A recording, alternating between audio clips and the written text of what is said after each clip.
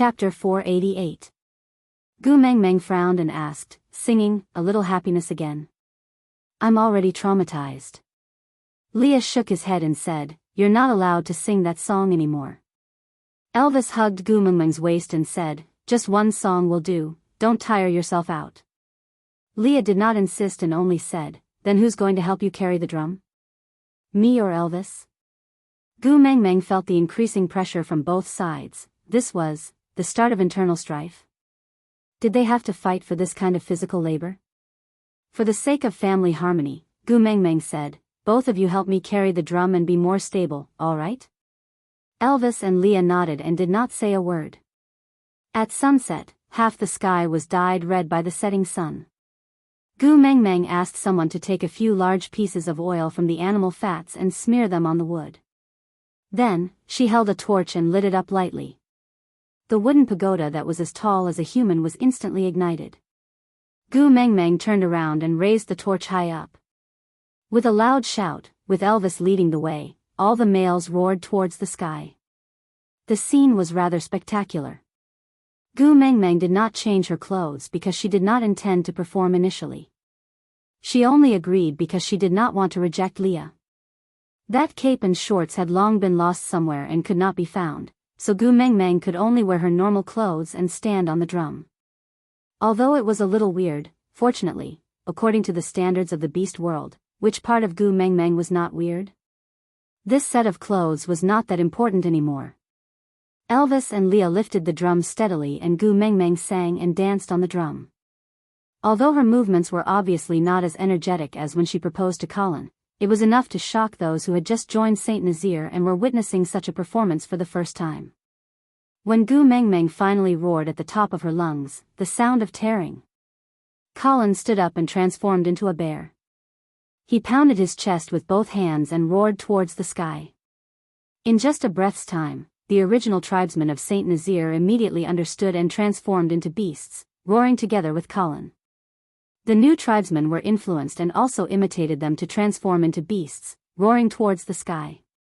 This act later became a ritual in Saint Nazaire. Every year, when new members joined, Gu Mengmeng would sing "Alien" once, then the guardian messenger would lead the roar towards the sky. It was said that if we roared together, we would be a family. However, Gu Mengmeng was completely dumbfounded. What was the connection between screaming together and being a family from now on? Is there any scientific evidence?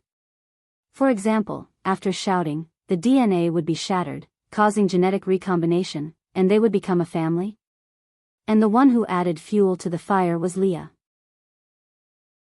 The explanation he gave was, the roars of the males with all their might would be transmitted to the mighty beast deity who had come to listen to the messenger's song, letting the mighty beast deity know of their unity. From then on, they would become the tribe of the messenger that the mighty beast deity recognized. Gu Mengmeng shrugged her shoulders and thought to herself, this is definitely bullshit, but everyone in the beast world believes it, believes it, believes it. Originally, Leah and Elvis were supposed to slowly place Gu Mengmeng down from the drum amidst the roars of the crowd before saying a few motivational words and starting the barbecue carnival. But when the roars stopped abruptly, there was a sudden change. Chapter 489. Leah. Gu Mengmeng reached out to grab Leah worriedly, but missed.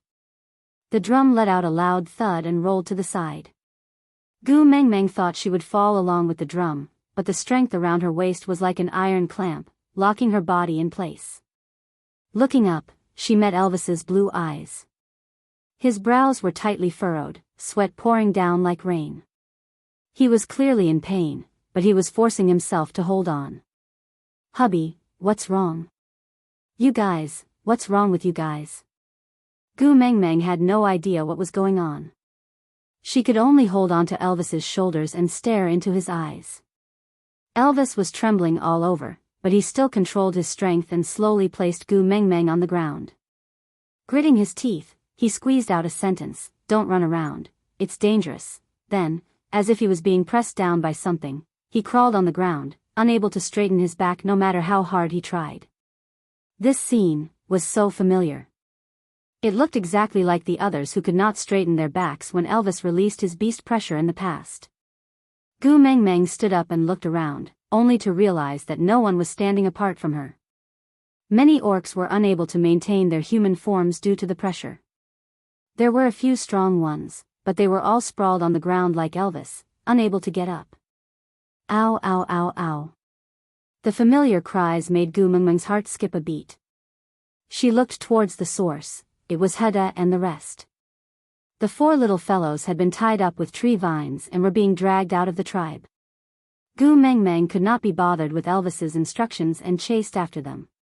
But her speed was too slow. By the time she reached the boundary of the tribe, Heda and the rest could no longer be seen. Heda! Gu Mengmeng yelled at the top of her lungs, Qi Xian. Jiaoyu. Jianwu. None of the children responded to her. Gu Mengmeng plopped onto the ground, her head exploding with a bang. Bullshit messenger of the beast deity, how could she be so helpless at such a time? Gu Mengmeng knew that crying was useless, but she stood rooted to the ground, not knowing which direction to run in.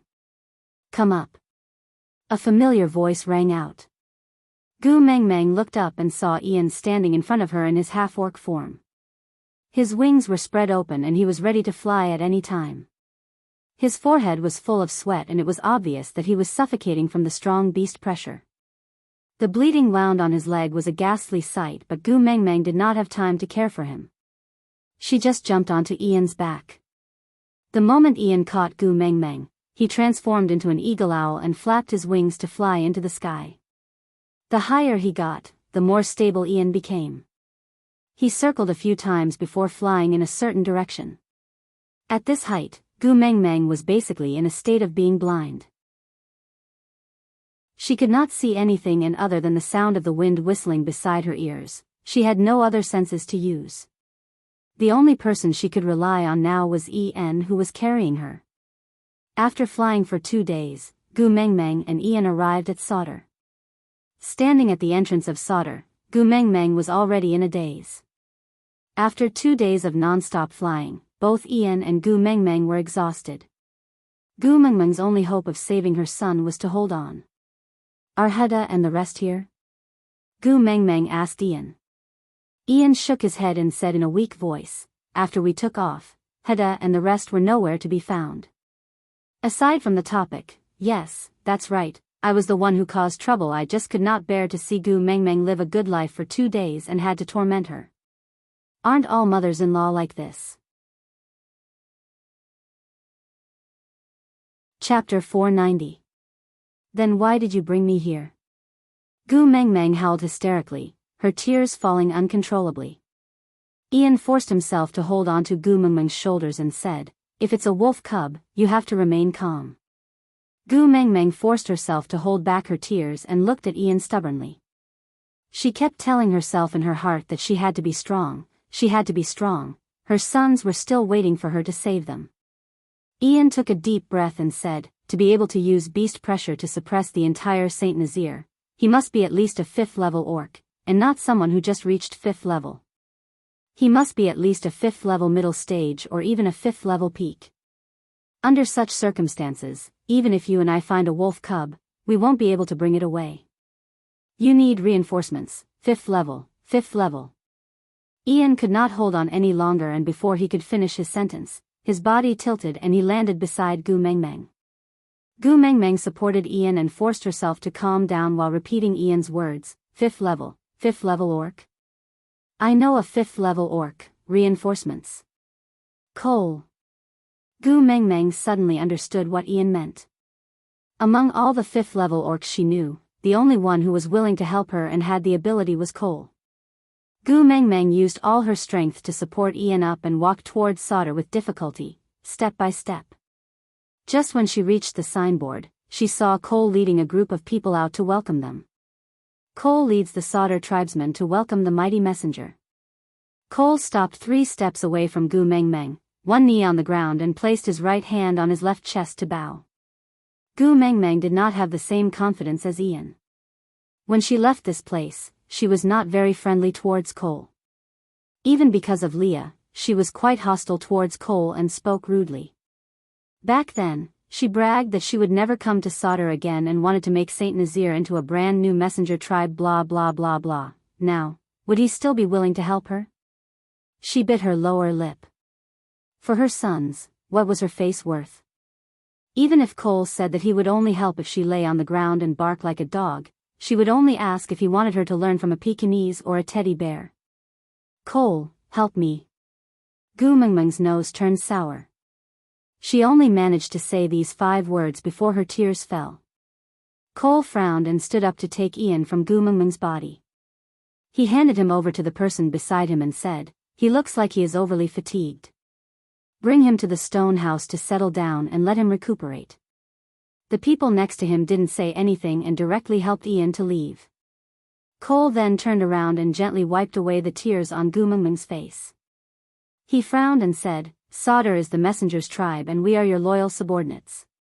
As long as it is your command, Cole will definitely execute it to the end. So, Lord Emissary, don't cry, you are our god. If you cry, we don't know what to do." Gu Mengmeng wiped away the tears on her face and looked at Cole with gratitude. "Someone kidnapped my son, but I don't know who it is." He had used his beast pressure to suppress everyone in Saint Nazir, so Ian suspected that the other party was at least a 5th level or above orc. "You're the only 5th level orc I know. Can you help me save my son?" Chapter 491. In the next few days, Gu Mengmeng was arranged to be protected in the core building of Sauter. Only then did Gu Mengmeng know that Cole was not the only 5th level orc in Sauter, but there were 3 of them. The 3 of them took turns to guard Gu Mengmeng, in case the person who kidnapped the little wolves turned around to deal with Gu Mengmeng. And the remaining 2 mobilized all their connections to search for the whereabouts of the little wolves. It was the 3rd day.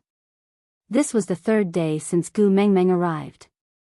Cole dragged his tired body into Gu Mengmeng's room and exchanged information with the person on duty yesterday. The person on duty yesterday immediately went out to continue his search. Meanwhile, Cole walked to Gu Mengmeng and knelt on the ground. He frowned and said in a hoarse voice, "Great messenger, don't worry too much. No news, might be the best news." Gu Mengmeng looked up at Cole. No matter how indifferent she was to Cole, she had already noticed his sunken cheeks and dark circles under his eyes. "These 3 days, it's been hard on all of you." Gu Mengmeng felt a little guilty. She was the one who lost her son, but she could only sit in the house and wait for others to help her find her son. She could not help at all, and the only thing she could do was not to cause trouble. Cole smiled and said, "It's Sauter's honor to be able to serve the great messenger. It's also my honor that you can think of me when you are in trouble." Gu Mengmeng shifted her gaze outside the window and asked calmly, "Where's Ian? Is he still not awake?" Cole replied, "He woke up this morning. Although he was very weak, he still flew away." Gu Mengmeng turned to look at Cole and asked, "Flew away?" Cole nodded and said, "He said he will return to Saint Nazir first to inform Mighty Elvis and Mighty Leah about your situation, so that they won't be too worried if they can't find you." Gu Mengmeng nodded and felt a little melancholic. She ran away in a moment of panic because of her child. Elvis and Leah must have gone crazy from not being able to find her. She gently touched her collarbone. There was a black wolf mark there. She remembered Elvis saying that if she was in danger, she should hit this mark hard and he would rush over to save her. If she did not continue hammering, Elvis should at least know that she was safe. Cole maintained his kneeling position by Gu Mengmeng's feet. He looked up into her eyes and said, "Great messenger, do you miss Great Elvis a lot?" Gu Mengmeng nodded. "They must be very worried that I suddenly disappeared." Cole smiled. "It seems like Lord Leah is also very important to you." Gu Mengmeng nodded and said, "They are all my family, of course they are very important." Cole nodded and smiled. "I, as his elder brother, am happy for him that the great messenger thinks so highly of him. When the little mistress is found, please invite Sir Elvis and Sir Leah to stay in Sauter. After all, this place was relatively safer. We can prevent this incident from happening again." Gu Mengmeng met Cole's eyes and asked, is this your condition to help me find my son? Chapter 492. Cole's suggestion did not receive any response from Gu Mengmeng, and after that day, Cole did not bring it up again. After another 3 days, when Cole staggered into Gu Mengmeng's room covered in blood, Gu Mengmeng jumped in fright. Cole staggered to Gu Mengmeng and knelt down on one knee. He held up a ball of blood with both hands and presented it to Gu Mengmeng. Lifting his blood-stained face, he smiled and said, little master. I brought it back for you." A trickle of red flowed down his forehead, past his eyelashes and dripped onto the floor like a bloody tear. Gu Mengmeng's hands trembled as she took the lump of meat that was dyed red with blood from Cole's hands. Before she could see clearly what it was, Cole had already collapsed at Gu Mengmeng's feet. Gu Mengmeng was so frightened that she lost her head. The guards at the door hurried in and heaved a sigh of relief when they realized that there were no intruders. "Great messenger, don't be afraid. We will carry leader Cole out now." Gu Mengmeng looked at the blood-stained Cole and then at the ball of blood in her hands. "There's no need for that. Go get the witch doctor and boil some water." "Yes." The people at Sauter never questioned Gu Mengmeng's orders. They just carried them out. Not long after, witch Dr. Dylan rushed over. He checked on Gu Mengmeng the moment he entered the room. After confirming that there was nothing wrong with her, he heaved a sigh of relief and started to treat Cole. The person guarding at the door brought in boiled water and Gu Mengmeng started to carefully wash the blood lump in her arms. When basin after basin of clear water was replaced with blood water, the blood lump's original appearance was finally revealed. Qi. Even though he was quietly closing his eyes and not moving, Gu Mengmeng could clearly tell which son was in her arms. "Baby, I am Mummy." Gu Mengmeng held back her tears and gently wiped Qishuan's body with a beast skin. She called out softly, "Good little Xian, don't scare Mummy. Quickly open your eyes and look at Mummy, alright?" No matter how she called out to him, Qi just lay there motionlessly. If not for the fact that his pulse was still beating, Gu Mengmeng would have suspected that her son was dead. She had carefully examined Qishuan's body. There were no obvious wounds, so the blood should not be Qishuan's, but Cole's. Gu Mengmeng carried Qi to Dylan and asked, "How is Cole?" Dylan shook his head and said, "I don't know what kind of enemy could actually injure clan leader Cole to this extent. 9 of his bones were broken, and there were countless external injuries. The worst part is the laceration on his abdomen. His internal organs can be seen, and the wound is black. It seems like he was poisoned." More than half of the blood on Cole's body had been washed away, but the wound was too big. The moment the old blood was washed away, new blood immediately flowed out. The beast skin on the bed was already soaked. It would be strange if he didn't die from this. Gu Mengmeng asked Dylan, "Do you have an antidote?" Dylan looked at Cole's wound and deliberated for a moment before saying, "This poison is not very serious. With Leader Cole's abilities, he should be able to digest it himself. The main problem now is to stop the bleeding. If the bleeding can't be stopped, I'm afraid it's impossible to save him." Gu Mengmeng handed Qi over to Dylan. "Help me check on him too. Cole's injury, let me try." Chapter 493. Gu Mengmeng did have a theoretical method. As for actual practice, she had only observed Leah suture Sandy's partner Adali's wound. But now that Leah was not around, if she did not do anything, Cole would be dead meat. Her hands trembling, Gu Mengmeng suppressed the fear in her heart and used one hand to stabilize the exposed flesh, while the other hand began to suture. Or perhaps she should be thankful that Cole was in a deep coma, or else Gu Mengmeng's method of suturing would probably kill Cole to death. Although the process was a little complicated, Gu Mengmeng finally managed to fix Cole's wound back in place. After asking for a clean boiled beast skin, Gu Mengmeng wrapped Cole up like a mummy. After settling Cole, Gu Mengmeng turned back to look at the dumbfounded Dylan and asked, "What's wrong?" Dylan suddenly snapped out of his trance and said, "The great messenger's medical skills are really miraculous and amazing." Gu Mengmeng waved her hands and said tiredly, "Save the flattery. How is my son?" Dylan replied, "Little master did not suffer any external injuries. I have checked his internal organs and found nothing wrong with them. He is in a coma, it might be due to poison. But I am afraid we will only know what kind of poison it is when Leader Cole wakes up." Gu Mengmeng nodded and hugged Qi Xian in her arms. "Then don't go back to stay for this period of time. I remember that there is an empty room beside mine. You can stay here first so that it will be more convenient to deal with any emergencies." "Yes, sir," Dylan replied respectfully and left the room. Gu Mengmeng carried Qi Xian and sat by the window. She gently stroked his back and said, "Little Xian, be good, you must be safe, understand? You must get better quickly and then we can go find your other brothers. Mummy still wants to see you all grow up, evolve, mate and have babies." Cole remained unconscious for half a month. When he opened his eyes again, he saw Gu Mengmeng carrying Qi Xian in her arms and lying on the side of his bed.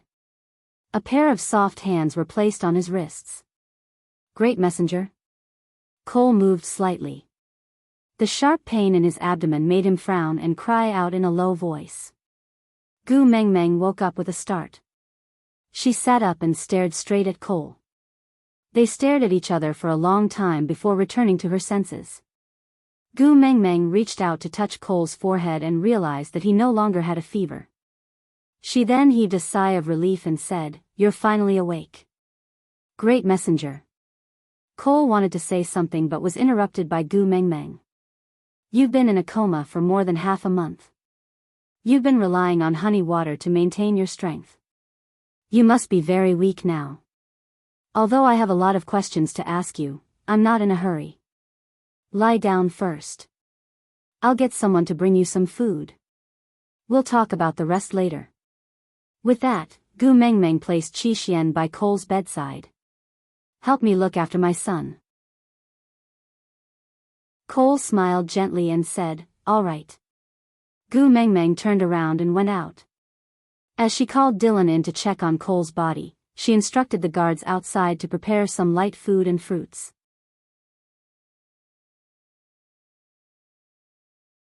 Chapter 494. Gu Mengmeng prepared sweet potato porridge for Cole and added minced meat. She also cut a small plate of fruits and passed it to Cole. Cole wanted to take it from her but he could not even lift his hands. Gu Mengmeng scooped a spoonful of porridge and blew on it to warm it before bringing it to Cole's mouth. "You were injured because you saved my son. Give me a chance to take care of you.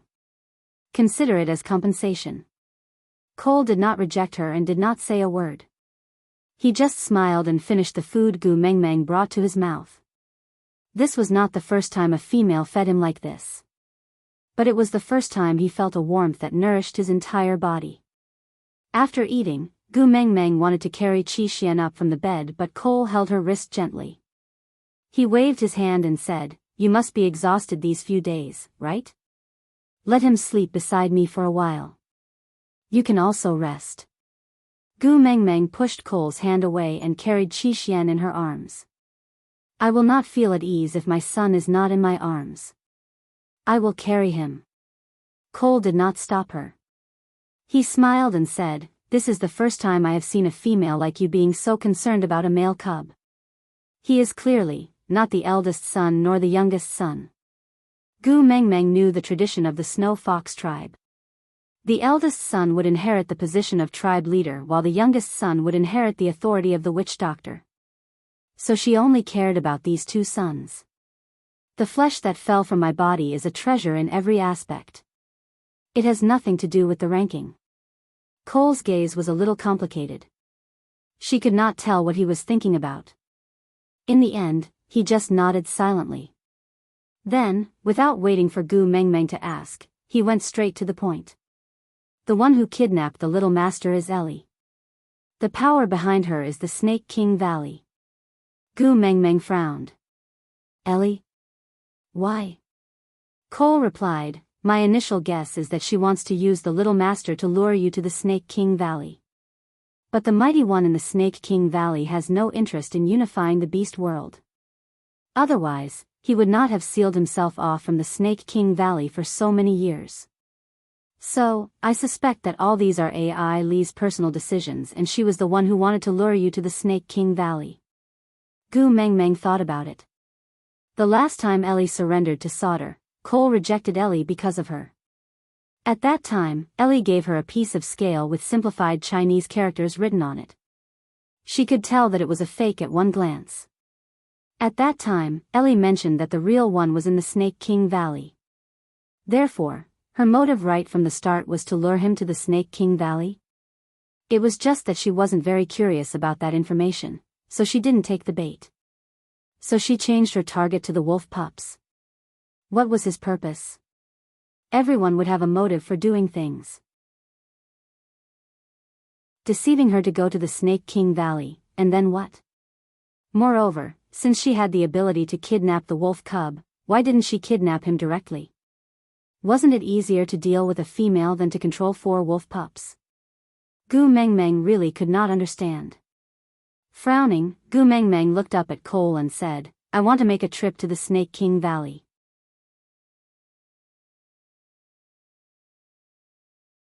Chapter 495. But my son is there. Gu Mengmeng frowned. Cole forced himself to sit up and said, I'll go on your behalf.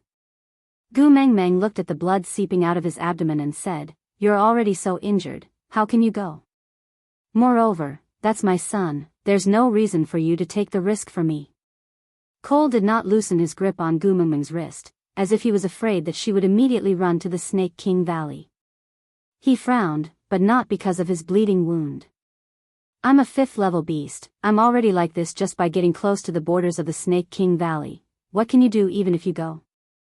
Gu Mengmeng said, I'm the messenger of the beast deity, maybe he will do me a favor.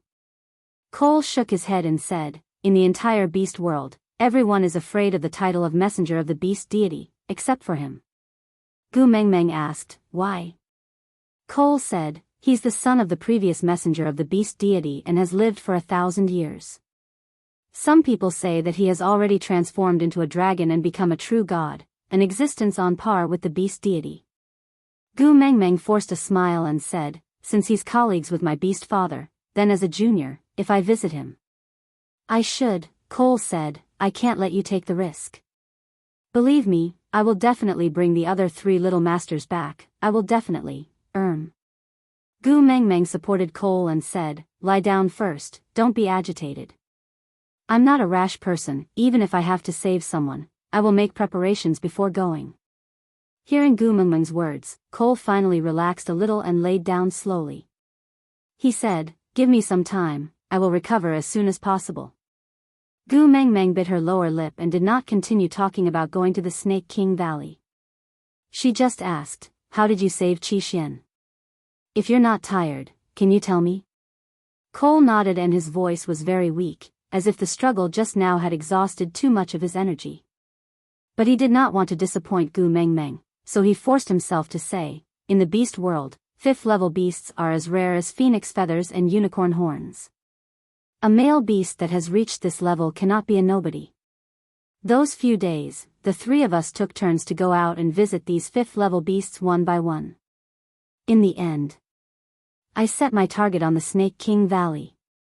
Of course I didn't dare to offend Snake, my original target was a Group 5 snake beast Wabiai in the Snake King Valley. But I had just reached the outskirts of the Snake King Valley when I met Ai Li and saw the little masters who were tied up by her. Gu Mengmeng frowned and asked, alone? Cole shook his head and said, there were a few other males and some of them looked familiar. They should have come to Sauter together with you. Gu Mengmeng frowned. Those who came to Sauter with her, weren't they from Saint Nazir? Cole continued, she has a very strong male with her. I can't tell where he came from and I don't know him either. All I know is that he's extremely powerful. Even I can only barely fight him to a draw. If not for a tiger beast charging out at the critical moment, I might not have been able to bring little Master Qi Xian back. Tiger beast? Cole nodded and said, in the chaos, I only heard some deity, someone, saying sorry to you. Gu Mengmeng remained silent for a moment before asking, "Official Su Xian?" Cole recalled for a moment and nodded. Gu Mengmeng asked, "And then? What happened to him?" Cole took a deep breath and said, "His chest was torn apart by Ai Li and he died from eating his heart." Digression, today's update was completed again.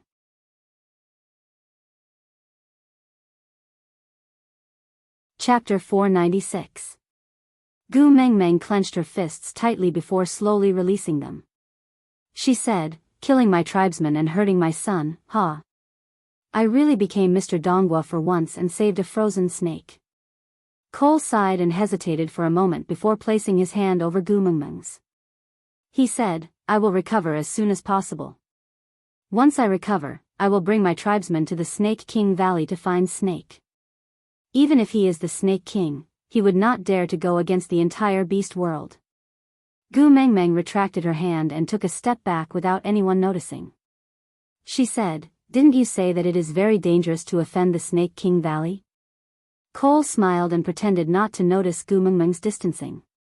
He said, "For the great messenger, even if I have to sacrifice my life, I will not hesitate."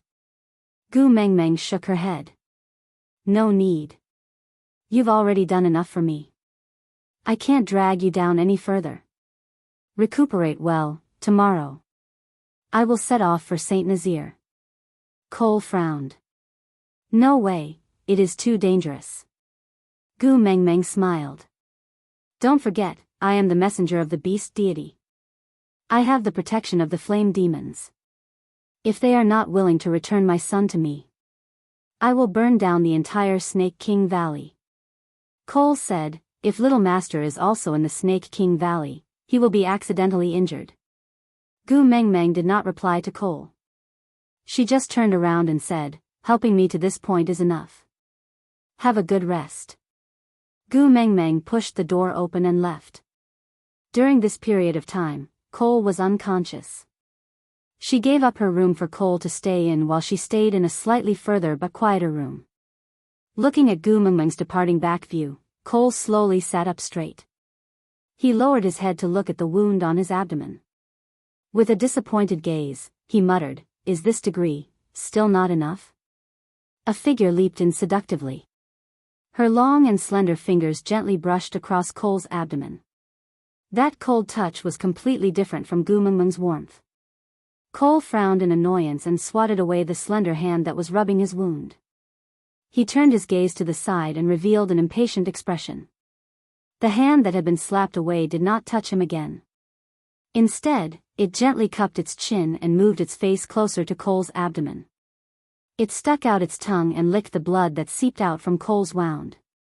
A snake tail coiled around Cole's waist in an S shape, supporting his body and arching him up, like a lazy king looking down on everything. Ellie twisted her waist and slid upwards slowly.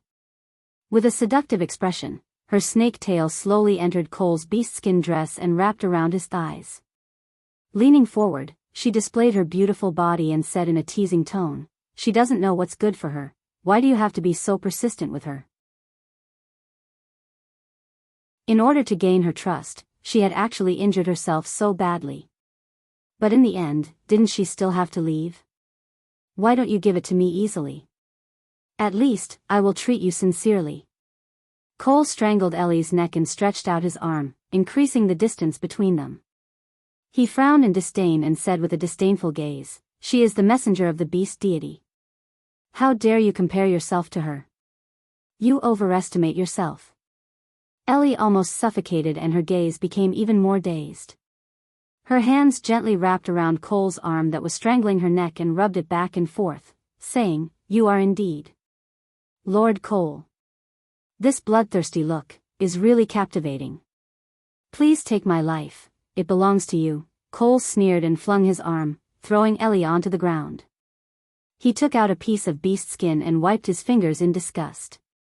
He said coldly, "You are so lowly that it makes me disgusted. Don't say that you belong to me. You are not worthy." Aside from the topic.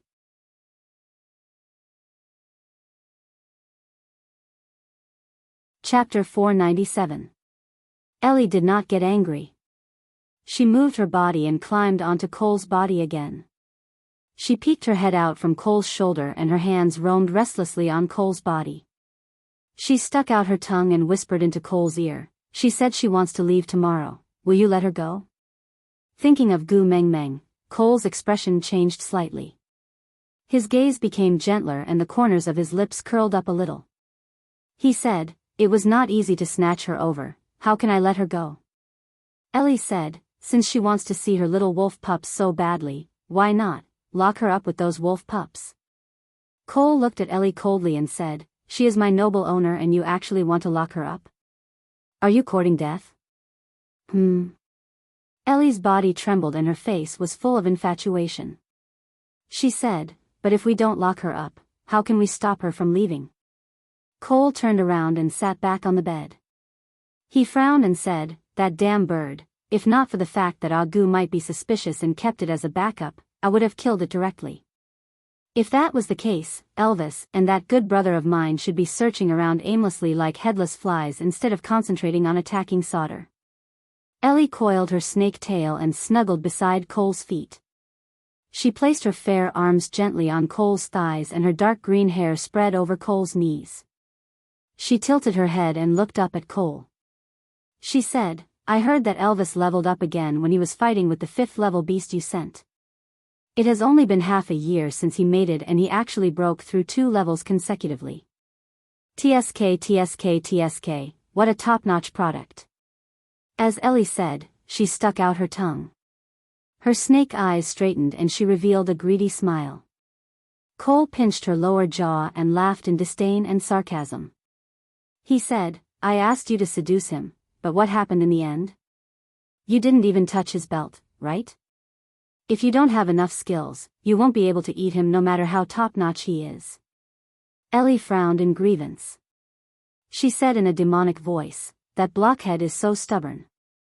He can't see anyone other than Gu Meng Meng. No matter how hard I tried to please him, he didn't even look at me. Even that brother of yours." Cole sneered and pushed Ellie away. "With Gu Meng Meng around, you are indeed too inconspicuous." With that, Cole strode away, leaving behind only one sentence. "I still have use for those 3 wolf pups. Use the right amount of poison, don't kill them." Allie shook her body and answered with a yes before climbing out of the window. Cole sorted out his emotions. When he pushed open the door, he already looked weak and concerned. He held onto the wall and walked to Gu Mengmeng's room, knocking on the door. With Qi Xian in her arms, Gu Mengmeng pushed open the door and was a little surprised to see Cole. "Why aren't you lying on the bed? Why are you walking around? What if the wound opens up again?" Gu Mengmeng said as she held onto Cole's arm and led him into the house. Cole smiled warmly and said to Gu Mengmeng, "Great messenger, if you must leave Sauter tomorrow, please let Cole accompany you." Gu Mengmeng looked at Cole's wound and frowned. "How are you going to escort them with your injuries? It's better for me to stay here and recuperate. I'll get someone else to send me off."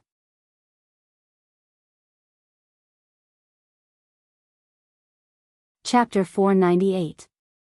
Gu Mengmeng sighed and said, "But your injury." Cole took 2 steps forward agitatedly and said, "I'm fine, His wound split open and Cole was in a lot of pain. Gu Mengmeng went forward to support him and frowned. "Look at you, still trying to be brave?" Cole took the opportunity to hug Gu Mengmeng.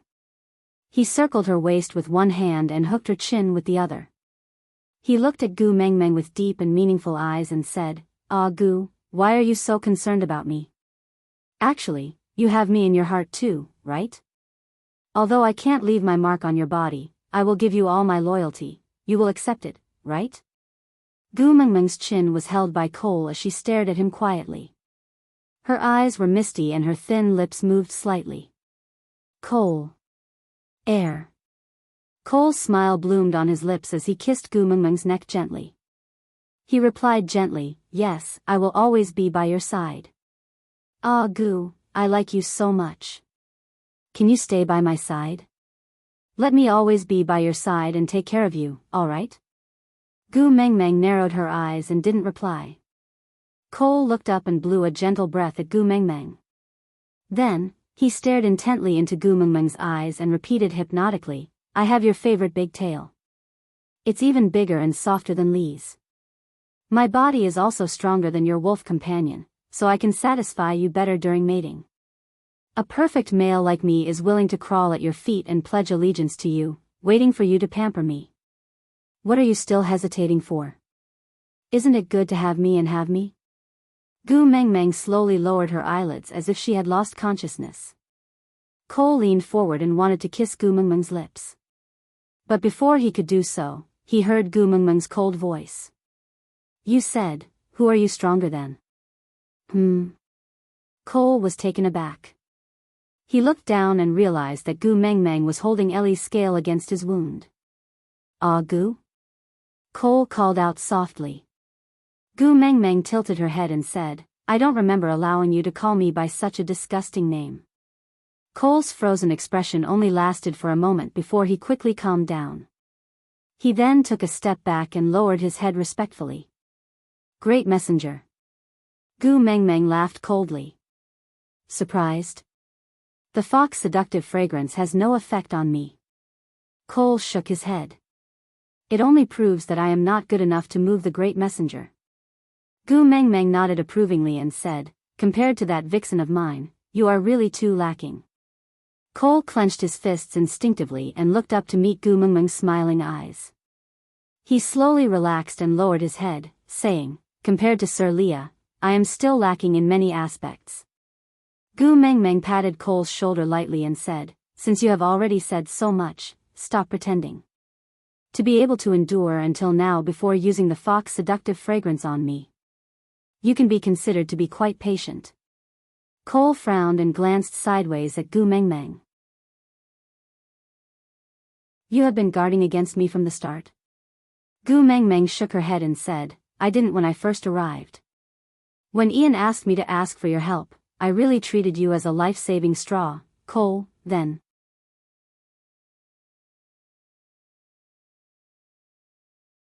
Chapter 499.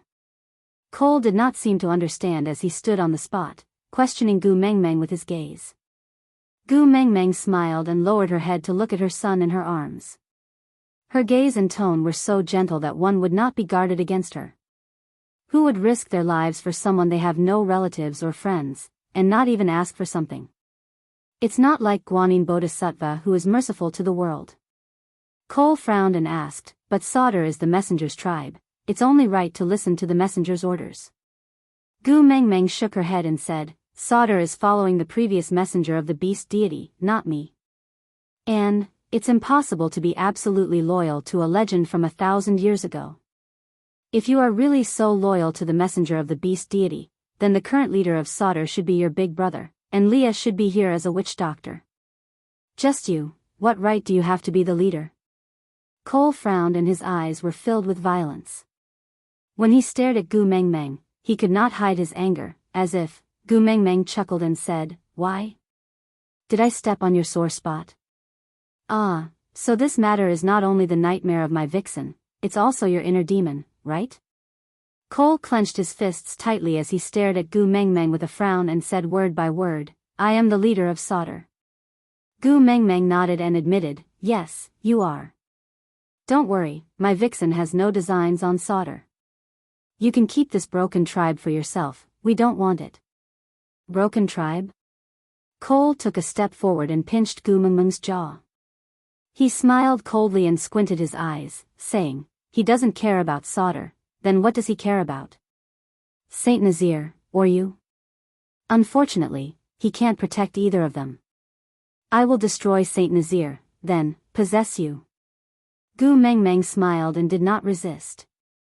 She just looked at Cole and said, you are indeed not afraid of the beast deity. Cole laughed coldly and said, since the beast deity has never loved me, why should I be afraid of him? Gu Mengmeng nodded and said, that's true, a beast deity that has never manifested his spirit is indeed not worth being afraid of. However, you should be afraid of me. Cole frowned before smiling again. He caressed Gu Mengmeng's little face with his thumb and said with a devilish affection, why should I be afraid of you? Not only did Gu Mengmeng not retreat, she even moved closer to Cole. Cole did not dodge and allowed Gu Mengmeng's little face to come close to the tip of his nose. There were many emotions that he could not understand in those clear big eyes, but he was mesmerized by them. Every action of hers made him crazily want to have her. This was the kind of female that should stand by his side. Don't you have any doubts? Since I've already seen through it, why should I stay by your side and continue acting instead of leaving? Cole frowned and stared at Gu Mengmeng without saying a word.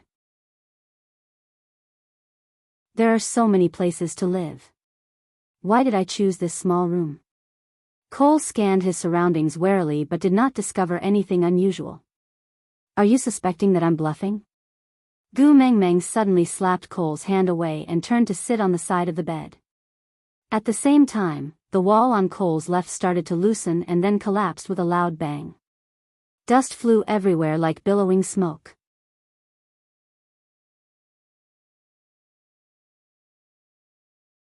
Chapter 500. Gu Mengmeng gently caressed the little snow fox's neck, as if she was thinking about something. She looked up at Cole and asked, "Where are my sons?" "Return them to me." Cole was obviously taken aback when he first saw the little snow fox, but he quickly regained his composure, as if he was not afraid of Gu Mengmeng's hand on the little fox's neck. He just looked at Gu Mengmeng attentively and said, "The little masters are very safe. As long as you are willing to stay by my side, I can let you see them anytime." Gu Mengmeng lowered her head and looked at the snow fox she was pinching. "Now, are you in a position to negotiate with me?" Cole smiled and said, "I have already reached the peak of 5th level for a long time. Even if my partner dies now, I will not lose my life due to the backlash of the contract. If you are willing to kill her personally, I will treat it as you being jealous because you do not like other females around me. To me, it should be a kind of reward." Gu Mengmeng smiled and said, "Although the backlash of the mating contract will not take your life, it can still severely injure you. By then, do you think you are still Elvis's opponent?" Cole did not seem to take Gu Mengmeng's threats seriously and said, "I have no opinion on you killing Jillian, but I am afraid the one who is reluctant is Leah." Gu Mengmeng raised her eyebrows and turned to look at Leah. "Why? First love?"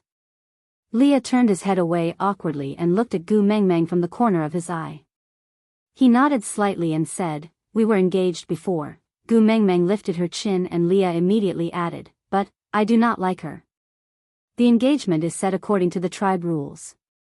The witch doctor must marry the female from the tribe leader's family to maintain the stable relationship between the deity and the regime." Gu Mengmeng did not pursue the matter and just smiled. "You don't have to explain, I believe you." Lee's smile warmed up and he hugged Gu Mengmeng's waist and kissed her little face. He rubbed his forehead against Gu Mengmeng's and said in a low voice, "Mengmeng, I miss you so much." Gu Mengmeng patted Lee's back and said, "I miss you and Elvis very much too, but we have to settle Cole and save the little wolves first." Leah nodded. His slender hands turned into sharp claws in front of Gu Mengmeng and pierced towards Jillian, as if he was trying to prove to her that he had no feelings for this little fox. "Leah." Gu Mengmeng stopped Leah and shook her head lightly. "It's not my style to kill an unconscious female." Leah shrugged his shoulders helplessly. "I'll listen to you." Gu Mengmeng walked to Elvis's side and hugged him again. Then, she said, "It must have been tough during this period, right? After we save our son, I'll make you a delicious tonic." Elvis's voice was a little hoarse as he gently rubbed Gu Mengmeng's little head. Then, he pulled her into his arms and finally heaved a sigh of relief.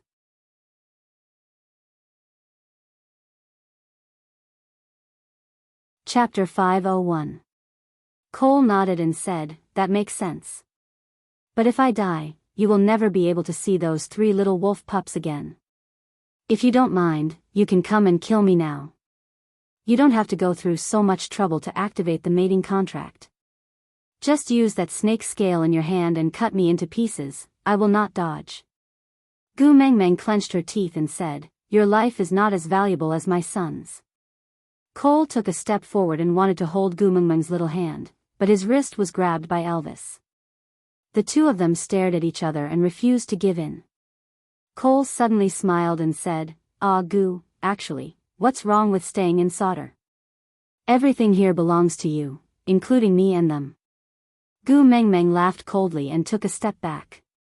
She was a little disgusted and said, "They originally belonged to me, it's the same no matter where I am.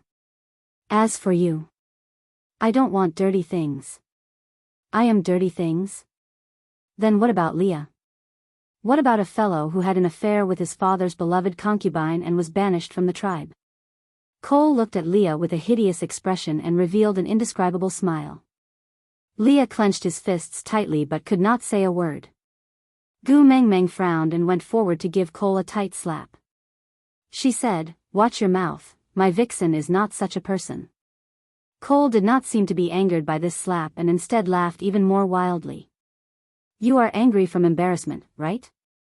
Everyone in the tribe saw whether he is such a person or not. It's him. He was the one who angered our father to death, broke the tribe rules and brought shame to Sauter. That's why he was banished. You didn't know anything and you actually took him in as your beast pet? You!" Gu Mengmeng raised her arm to slap Cole, but her body was hugged from behind. Turning back, Gu Mengmeng met Li's long and affectionate eyes.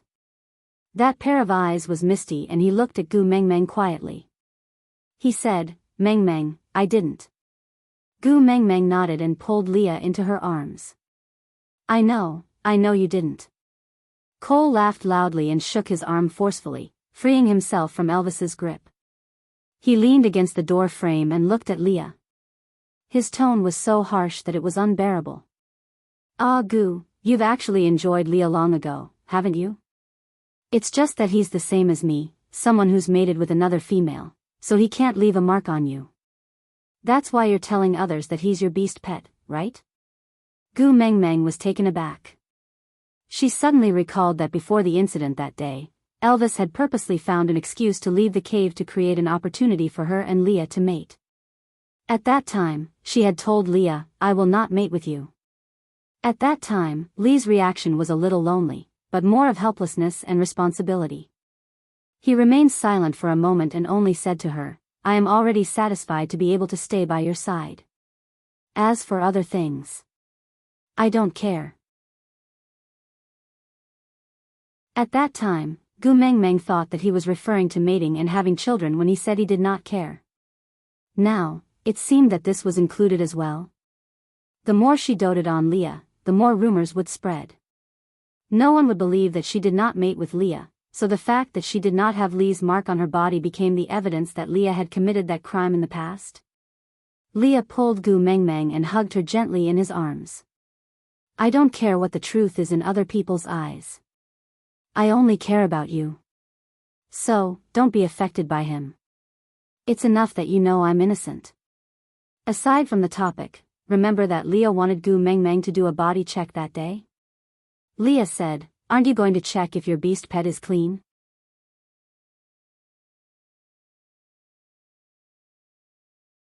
Chapter 502. Gu Mengmeng patted Li's back, then turned around to look at the giant bird circling in the sky. Although she had only sat on it once, she could still recognize that it was Ian. Gu Mengmeng smiled, "Looks like it's a done deal." Cole suddenly turned around and looked at Ian in the sky. He frowned and said, "Ah, Gu, what are you planning?" Gu Mengmeng's smile slowly faded, and finally froze into a cold expression. "I'll give you one last chance. Return my son to me, then we'll leave and pretend nothing happened." "Cole, leave? Where are you going without my permission?" Gu Mengmeng raised her brows. "Then there's nothing to talk about." Cole raised his head, determined to win. Gu Mengmeng took 2 steps back and sat back on the bed. She took out a small bamboo tube from under the blanket, opened the lid and poured it into the little snow fox's mouth. Cole instantly felt something burning in his chest. He instinctively wanted to go forward to stop Gu Mengmeng, but was blocked by Elvis, who did not budge an inch. Gu Mengmeng threw the small bamboo tube to Cole. "Smell it, maybe you know what this is." Cole put it in front of his nose and sniffed, instantly frowning. "Amulet used to wash away the mating mark?" Gu Mengmeng nodded. "Yeah, luckily our tribe had a completely heartless negative example, or else I might have to kill someone to restrain you today." Cole knew he did not have much time. The backlash from the contract would come very quickly. He had to get rid of Elvis before it happened. But Elvis was already a 5th-level orc. He could not be defeated with just a simple release of pressure. To fight for more time, Cole suddenly launched an attack on Elvis. Each move was deadly, definitely not like Damagua, who was displaying his slight skill in front of an expert. Elvis was rich in battle experience, but Cole was not inferior to him. After a few moves, both of them were badly mutilated, their wounds so deep that their bones could be seen. Gu Meng frowned. They were both 5th level, but Cole was still suffering from the backlash from the mating contract, yet he could still injure Elvis so badly. He had underestimated the enemy. Gu Meng clenched her teeth and gave Leah a look. Leah immediately understood and took out a small beast-skin bag from the pocket of her beast-skin dress. Gu Meng took it and sniffed it. She smirked coldly. Leah quickly joined the battle. Although his level was not high, with their many years of teamwork, he was able to cooperate well. He left a few wounds on Cole's body that were not fatal but were enough to restrict his movements. Gu Meng saw the opportunity and roared, "Disperse!" Elvis and Leah retreated to the sides in tacit understanding. Gu Meng shook the beast skin in her hands and the red powder danced in the air. After shaking it, Gu Meng immediately covered her mouth and nose with her arms and turned to run. But before she could take a step, she felt the weight on her waist lighten and she was pulled into an embrace. It was mixed with the smell of blood, but also had a warmth that made her feel at ease. Compared to Cole's uncontrollable howls, the moans above Gu Meng's head made her even more worried. Raising her head, she met with a pair of blue eyes, slightly reproachful, but more heartache. "Battles between males are very dangerous. You are not allowed to rush up in the future." Gu Meng nodded obediently. Seeing some chili powder fall on Elvis's wounds, she could not help but feel heartache. Does it hurt?"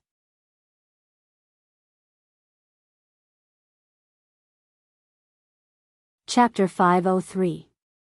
"Let me help you treat your wounds first," Gu Meng said. Elvis shook his head and glanced sideways at Cole, who was rolling on the ground. "I am not as powerful as him. If I miss this chance, I will never win." With that, Elvis handed Gu Meng over to Leah. He ignored the wounds all over his body and continued to fight with Cole. Elvis had as much chili powder as Cole had on him. Both of them were severely injured to the bone. Neither of them had the upper hand. Gu Meng's heart ached at the sight. She regretted her stupid move. It was such a loss to sacrifice 800 men to kill 1,000 enemies. It was not worth it at all. But luckily, Elvis won in the end. He tore off Cole's arm and slammed his knee downwards. The bones in Cole's calf gave off a crisp sound of bone breaking. With a miserable howl, Cole completely lost the ability to retaliate. He could only lie on the ground and twitch. Actually, Gu Meng was not used to such a bloody scene. But for her son, she had to endure it even if she was afraid. Cole wriggled his body and forced himself to sit up. He leaned against the corner of the wall in a strange position. He looked at Leah with a ferocious gaze as if he was a devil that had crawled out from hell. He wrote while blood flowed out of his mouth. "So what if you kill me? Haha. You will forever be Sauter's sinner, the sinner that angered father to death. Everything you have, everything you cherish, will eventually belong to me." Leah hugged Gu Meng gently and used his body to block her view. He said coldly, "You are wrong. I have nothing. I have never owned anything in this world. The only lucky thing is that I am Gu Meng's possession." Cole bared his teeth. His gaze was bloodthirsty. He touched the old wound on his abdomen that Gu Meng had stitched up. Because of the fight, the wound that was not stitched up properly was torn open again. But Cole did not care at all. He just laughed coldly and said, Gu will also be mine." Gu Meng ignored Cole's words. She just separated herself from Lee's arms to take care of Elvis. She knew that Leah and Cole must have some old scores to settle. And all she had to do was to silently support Leah. That was enough. Leah kissed Gu Meng's forehead. He then slowly walked to Cole and squatted down to look him in the eye. One was as white as snow. If he was covered in dirt, the difference was obvious.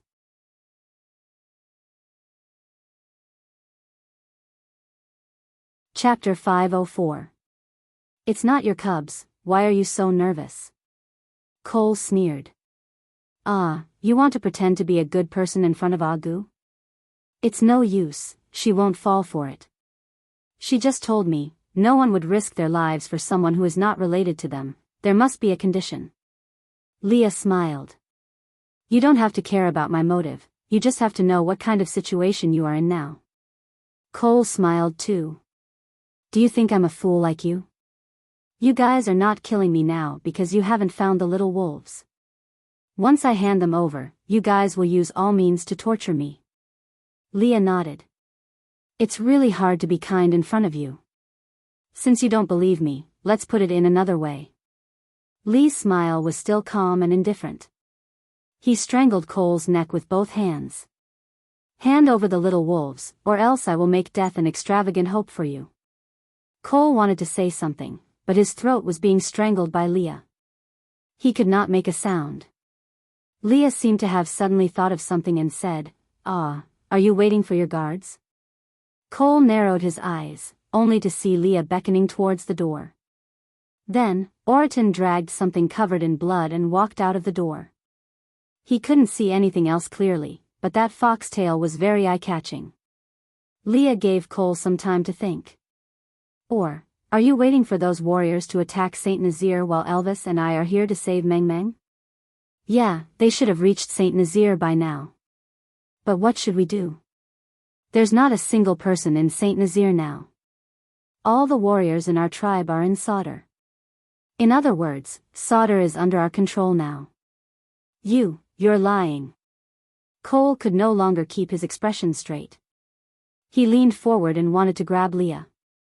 Leah stood up slowly and took a step back. He frowned. I'm sorry, but Meng Meng doesn't like others touching me. Cole did not give up and looked outside. But he realized that there was really no one on his side in his field of vision. Impossible, it's impossible for you to know. All the arrangements were directly ordered by me, I don't know your orders, I just know your character.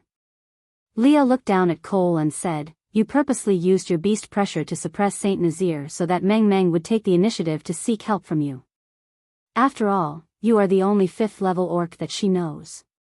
Therefore, Meng Meng's appearance must have made you very proud. But you also know that Elvis and I will definitely come looking for you. Once Meng Meng sees us, she will not rely on you anymore. So the best way is to get rid of us, get rid of Saint Nazir, get rid of everything she can rely on, and let you be her only crutch. This is just a reenactment of the method used to deal with me. How could I not have guessed it? Cole narrowed his eyes and sneered. My 9th brother has really grown up. Leah looked down and said calmly, It's just a lesson learned. However, I can tell you that your warriors most likely won't be coming back. After all, you, who are at the peak of the 5th level, were already in such a state from the backlash of the mating contract. They, who are only at the 4th level, may not be able to withstand it.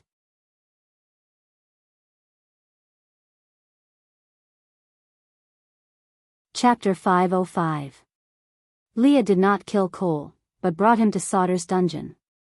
Gu Meng Meng did not know how Leah would force Cole to reveal the whereabouts of the little wolves, but it would not be a beautiful and harmonious scene.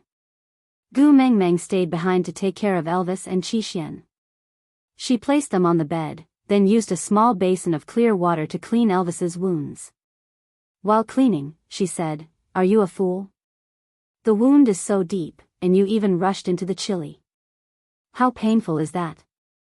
Elvis smiled and held Gu Meng Meng's little hand lightly. As long as you are fine, this pain is nothing. Gu Meng Meng saw that Elvis did not let go of her hand, so she could only sit by the bed obediently. She carefully avoided Elvis's wounds and asked, What happened after I left? Why did Dylan help Leah to pass the message? Not long after you left, that beast pressure disappeared. Everyone's beast pressure is different, so Leah easily guessed that it was Cole's trick. He wanted to stop you, but it was too late. This time, Ian was too clever for his own good. Elvis pulled Gu Mengmeng's little hand to his lips and kissed it. He continued, luckily, Lee's plan from the start was to take revenge on Sauter, so he did not panic.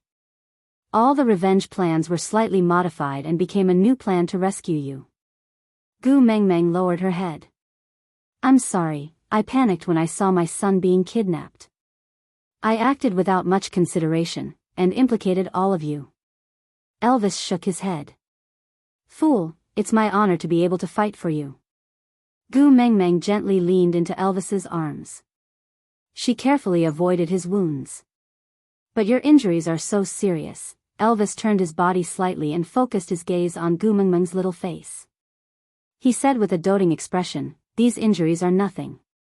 I am a 5th-level orc now, I will recover in no time. Look, I am no longer in pain.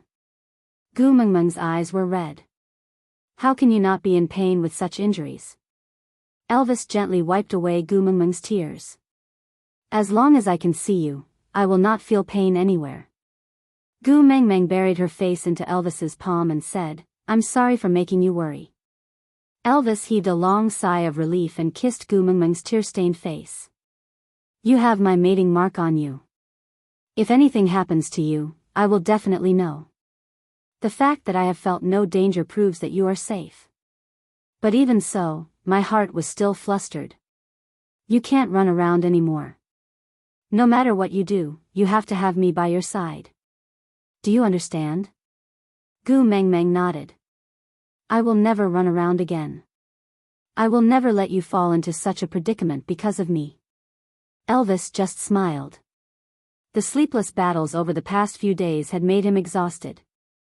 It was his conviction to see Gu Mengmeng that had supported him till now. Now that Gu Mengmeng was in his arms, he finally could not resist the sleepiness and slowly closed his eyes, falling into a deep sleep.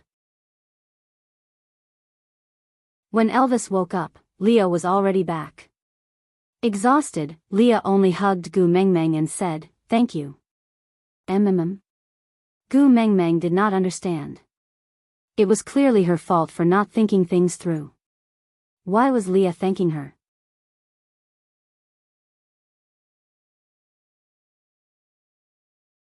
Chapter 506. No matter how many times Gu Mengmeng experienced the tolerance males gave to females in the beast world, she still felt it was too exaggerated and could not get used to it. Moving her shoulders, Gu Mengmeng looked up and asked, did he say where the babies are? Leah shook his head apologetically and said, the more we care about the little wolf babies, the more Cole will use this as a bargaining chip to threaten us. I think I need some time to plan. Gu Mengmeng nodded. She knew that Leah and Elvis had been waiting day and night for this period of time to save her. No matter how anxious she was, she could not bear to rush them at this time. Leah knew that Gu Mengmeng was worried and gently hugged her back to Elvis's side. He placed Gu Mengmeng in the middle and laid on the other side of her. His furry large tail covered Gu Mengmeng like a blanket. Leah and Elvis each held one of Gu Mengmeng's hands and said, tell us everything that happened when we were not by your side. The more information we have, the more beneficial it will be for my plan. Gu Mengmeng nodded.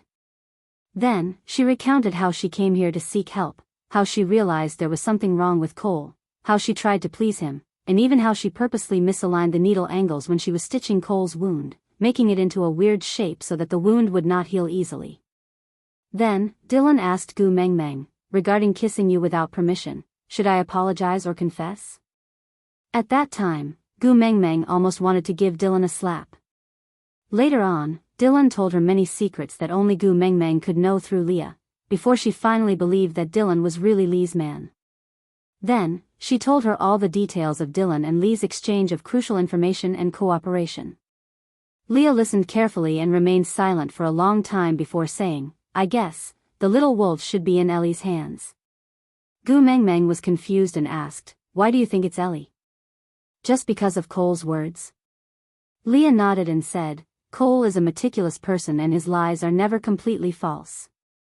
There must be some truth hidden in the false information.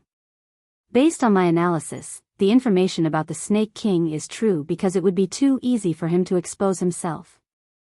Moreover, the Snake King was just trying to intimidate you and make you believe that the Snake King Valley is very dangerous. His motive was to make you rely and trust him. After all, in the face of such a powerful opponent, he was the only one you could rely on. He must be lying when he said he was looking for a level 5 snake beast, because he was the one who helped Allie kidnap the wolf cub. Why would he be looking for a snake beast? Gu Mengmeng thought along with Li's words and said, the wound on his abdomen was lacerated and he had mild symptoms of poisoning when he first came back. He said that he was bitten by Allie's accomplice, and Dylan also said that the wound was caused by the snake's teeth. Then, was it Ellie who bit him? Leah thought about it and agreed, the possibility is very high. Gu Mengmeng laughed coldly. Injuring myself to gain the confidence of others? You're really willing to part with your capital and almost lost your life just to deceive me? Leah pinched Gu Mengmeng's chin and said, don't underestimate your charm. If my role was swapped with Cole today, I might be even more ruthless than him.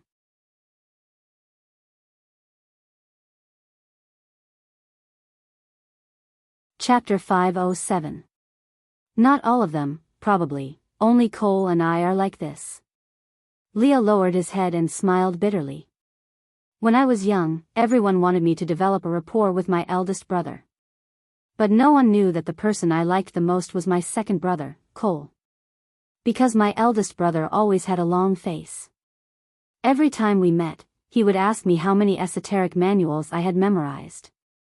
Did my deduction skills improve? How many medicinal herbs and cases did I learn? But Cole was different.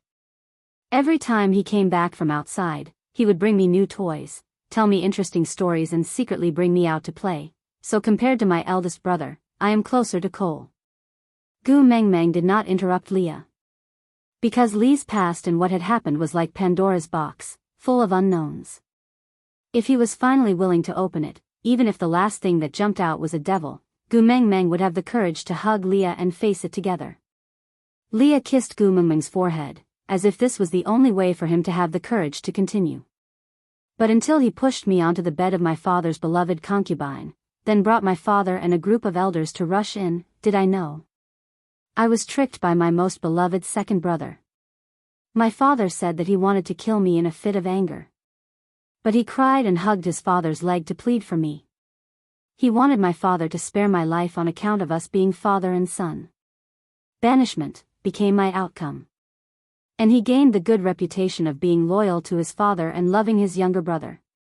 Gu Mengmeng raised her hand and gently touched the dead knot between Li's brows. She asked, if something really happened between you and that beloved concubine, there would definitely be a mark. Since you didn't do it, you should explain to your father clearly. You just need to check that beloved concubine's body and the truth will be revealed. Leah held Gu Mengmeng's little hand gently and kissed it. He said, fool, it's not important whether something happened between me and that beloved concubine. What's important is that all the nobles, elders, and my father saw me lying on that beloved concubine's bed in a disheveled state. This is enough to make my father lose face. As for what happened between me and her, no one would care. Gu Mengmeng looked at the coldness in Li's eyes and felt a sharp pain in her heart. He was a biological father. His face was more important than his son. How twisted. Leah sighed and continued, Ninth Highness, in just one night, you've turned from the successor of Sauter's godly authority to a shameless synonym of a promiscuous father's concubine who should be devoured by the flame devil. I was banished, whipped, and bullied, but I stubbornly wanted to come back and demand an explanation. I shouted that I was innocent and that I didn't do those things. But what he got in return was an even crueler and more ruthless banishment. Later on, I met Cole in the forest on the outskirts of Sauter. He had come looking for me on purpose and even brought my favorite food. He said, he just came to see how the favored son of theocracy, who used to be doted on by everyone, was now in dire straits. Gu Mengmeng frowned and hugged Li's arm, her heart aching for him. Is his mind twisted? Why would he harm you like this?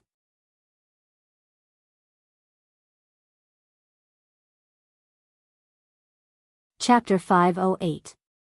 Gu Mengmeng hugged Leah and wanted to comfort him, but she did not know where to start. But Leah did not seem to be sad over the past. He just looked up at Gu Mengmeng with a smile and asked, "Your heart aches?" Gu Mengmeng nodded and did not hide her emotions. Leah hugged Gu Mengmeng's waist back and smiled, "I knew you are the softest. Saying these words to you, you will definitely not be able to harden your heart to me." Gu Mengmeng smiled faintly and replied, "Yeah, then why didn't you tell me earlier?" Leah shook his head and kissed Gu Mengmeng's cheek lightly, saying, "Because I am greedy. I want you to accept me because you like me and not because you pity me." Gu Mengmeng kissed Lee's face back and asked again, "Then why are you telling me now?" Lee's gaze was affectionate and gentle. He gently tidied the stray hair in front of Gu Mengmeng's forehead and said, "Because I am more greedy than before. Not only do I want you to like me, I also want you to feel sorry for me, think about me, care about me, love me dearly." Gu Mengmeng blushed and let go of Lee's hand. She shifted towards Elvis, who was behind her, and said, "What do you mean by love you dearly? Speak properly." Leah rubbed Gu Mengmeng's little head dotingly and said, "You, always giving me such interesting reactions. I can't help but want to tease you all the time." Gu Mengmeng turned her face away and said, "Don't be serious, I am not going to talk to you anymore." Leah nodded and said, I'm too tired today. Tomorrow, I'll tell you what Elvis and I did when you were not around." Gu Mengmeng looked at Lee's tired face and nodded.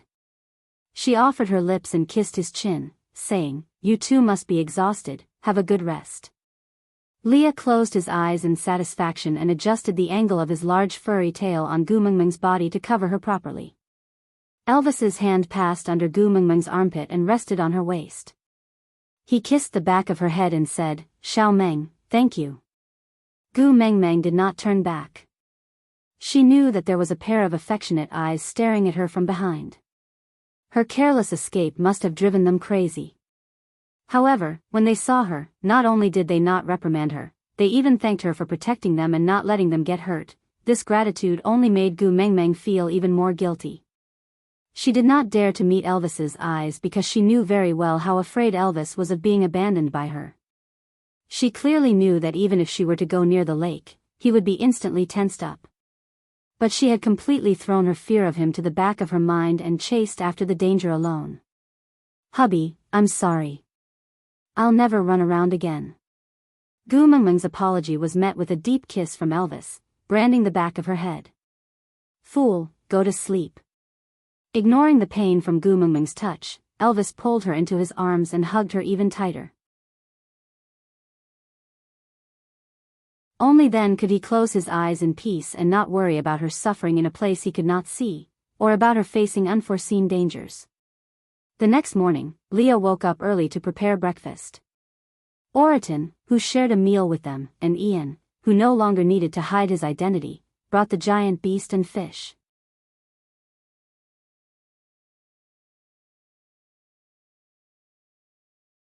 Chapter 509. It was not convenient for Oriton and Ian to enter Gu Mengmeng's house, so Leah set up a big pot outside the house and told them everything that happened after Gu Mengmeng left while cooking. The situation was too chaotic and Ian's judgment could not be said to be wrong. After all, everyone in Saint Nazir was suppressed. Even if Gu Mengmeng was the messenger of the beast deity, she was like a piece of shellfish without the protection of its shell. It was too dangerous. Compared to staying in an unknown danger, seeking protection from the tribe of the previous messenger of the beast deity was the best choice. Even if Cole had any selfish motives, the identity of the messenger of the beast deity was already known to the public. No matter what, Cole could only protect Gu Mengmeng. This was also the reason why Ian left immediately after his injuries were slightly better. If not, Cole could just kill Ian and seal off the news of Gu Mengmeng being in solder. Then, he could accuse Saint Nazir of failing to protect the messenger. After Saint Nazir was surrounded and destroyed by the various tribes in the beast world, Sauter could then find a random reason to say that they saved Gu Mengmeng from some powerful person. Then, they would naturally become the hero who protected their master. Although Gu Mengmeng would most likely not cooperate with Ian's lies, they could just surround Gu Mengmeng and prevent her from interacting with the outside world. Who would know the truth then? Moreover, Cole still had the fox's seductive fragrance. If he used it on Gu Mengmeng, she might, so, the first thing Ian did after waking up was to escape and become Gu Mengmeng's insurance. On his way back to St. Nazaire, he met Elvis and Leah who were chasing after him. After exchanging information, Ian then realized that he had fallen into Cole's trap. The 5th level beast pressure was not carried over by him, but Cole had purposely created an opening for him to bring Gu Mengmeng to him on his own accord. After Leah gathered all the information, the first step was to ask Ian to return to St. Nazaire and let everyone, including the females, head toward Sauter. Leave 2 of the strongest males in each female's family and let the entire Eagle Owl tribe escort the females to Sauter. On the other hand, the other males would meet up with Elvis and attack Sauter from the front to attract their attention and ensure the safety of the females. At the same time, they would cover for Leah to sneak into Sauter and contact Dylan, who had defected long ago, to confirm Gu Mengmeng's safety and convey his plan to Gu Mengmeng. On the other hand, Gu Mengmeng pretended to be concerned about Cole, who was pretending to be unconscious. Leah was betting that Cole would definitely not give up the chance to let Gu Mengmeng accompany and get close to him in order to make the fox's seductive fragrance work on Gu Mengmeng. In addition, Cole knew that Leah and Elvis were only 3rd level and 4th level respectively, so the 2 5th level snow foxes outside definitely had the ability to control the situation. That was why he stayed by Gu Mengmeng's side with a peace of mind, putting on a show of injuring himself to gain the confidence of the enemy. He completely did not realize that this was Lee's trick, using Gu Mengmeng as bait to restrain Sauter's strongest battle power. As for the 2 level 5 beasts, she was only 5th level advanced and eventually became Elvis's training partner. She successfully helped Elvis break out of the bottle and enter the 5th level state.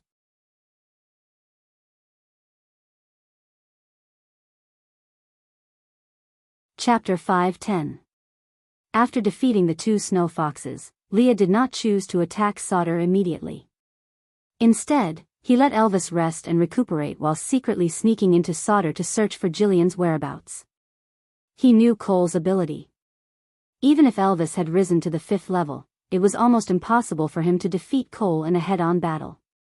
The only chance of victory was to tamper with the mating contract. Leah resisted the urge to see Gu Mengmeng. He used the secret path that only the witch doctor knew to wander around the restricted areas of Sauter. He did not believe that Cole would let his weakness leave his control. Ever since Cole became a partner, no one had seen this female before, and that was the best evidence. The only possibility was that he had hidden his female. When Leah finally found Jillian in the secret room that could only be entered during the tribe leader's sacrifice, Leah finally laughed out loud. He secretly brought Jillian away and could not wait to meet up with Elvis to attack Sauter in one fell swoop. And at this moment, Cole was still dreaming of using the fox's seductive fragrance to make Gu Mengmeng submit. Leah had described in one sentence how many blood-soaked battles and how many narrow escapes they had gone through. It was only right for a male to pay any price for a female. He did not want Gu Mengmeng to have any psychological burden because of this. But Gu Mengmeng was neither blind nor stupid. Elvis's old wounds that could not heal in time, Lee's faint scars that could not be hidden, and even Oriton's and Ian's bodies did not have a single piece of good flesh. Those who still did not dare to show their faces in front of him were even worse off. Gu Mengmeng knew that everyone did not want her to see their pathetic states, so she chose not to ask. But she would remember this kindness in her heart. Leah scooped a bowl of meat for Gu Mengmeng and fed her spoonful by spoonful. Gu Mengmeng wanted to reject him, but Lee's expression turned serious. He said in a wrong tone, "I am still a beast pet that you accepted. Don't I even have the right to feed you? During the time you were gone, I was worried every day whether Cole had mistreated you, did not feed you well, did not let you have a good rest. Now that I'm finally back by your side, can't you just let me feed you once and personally make sure that you're full so that I can feel at ease?" Gu Mengmeng had no choice but to listen to Leah. She carried the unconscious Qi Xian in her arms and ate the food Leah sent to her mouth mouthful by mouthful. Oriton still had a poker face. Now, he could use his chopsticks like the wind and did not need anyone to tell him to eat. He only put down his chopsticks after wrapping up half a pot of stewed meat. He looked at Gu Mengmeng and said, the first time I fought, it was not to protect myself, not because I was bored, not because I enjoyed killing, but to protect someone, something. This feeling is very special. Thank you for giving me such an opportunity. Gu Mengmeng looked at Oriton, who looked like a military officer giving a post-battle report, and suddenly felt like laughing. She looked at Oriton speechlessly and pursed her lips before saying, "Do you know what you are saying? Look at your body full of injuries. This battle wasn't easy, right? Did he almost lose his life? You actually thanked me?"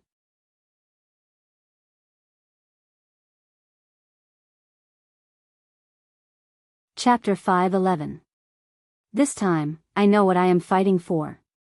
Killing is no longer just for pleasure. The moment I stood up from the pile of enemy corpses, I have never felt the meaning of living so clearly before. Although what I feel is not as strong as Elvis's, it is enough for me to thank you. Oriton was expressionless and his tone was calm but firm. This made Gu Mengmeng believe that he was not being courteous or trying to flatter her, but sincere. Feeling the meaning of living. This sentence seemed familiar. Gu Mengmeng recalled that she had heard Elvis say something similar before. Before he established Saint Nazaire, he roamed around, causing trouble, and fought one battle after another just to seek the thrill of killing. In the end, even killing made him numb. At that time, his biggest doubt was, why did he want to live? So when he met Leah and Leah suggested to create a tribe, he agreed out of boredom. And Leah at that time also did not have the meaning of living. He was struggling at death's door just for revenge. Oriton, was it the same? Gu Mengmeng did not delve into Oriton's past.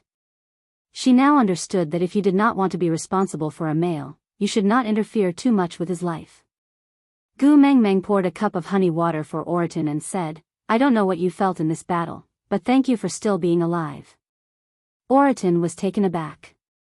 He took the cup from Gu Mengmeng and held it with both hands. He stared at the ripples in the cup in a daze and his lips curled up without replying. So, this was the feeling of being alive. Gu Mengmeng looked at Ian again.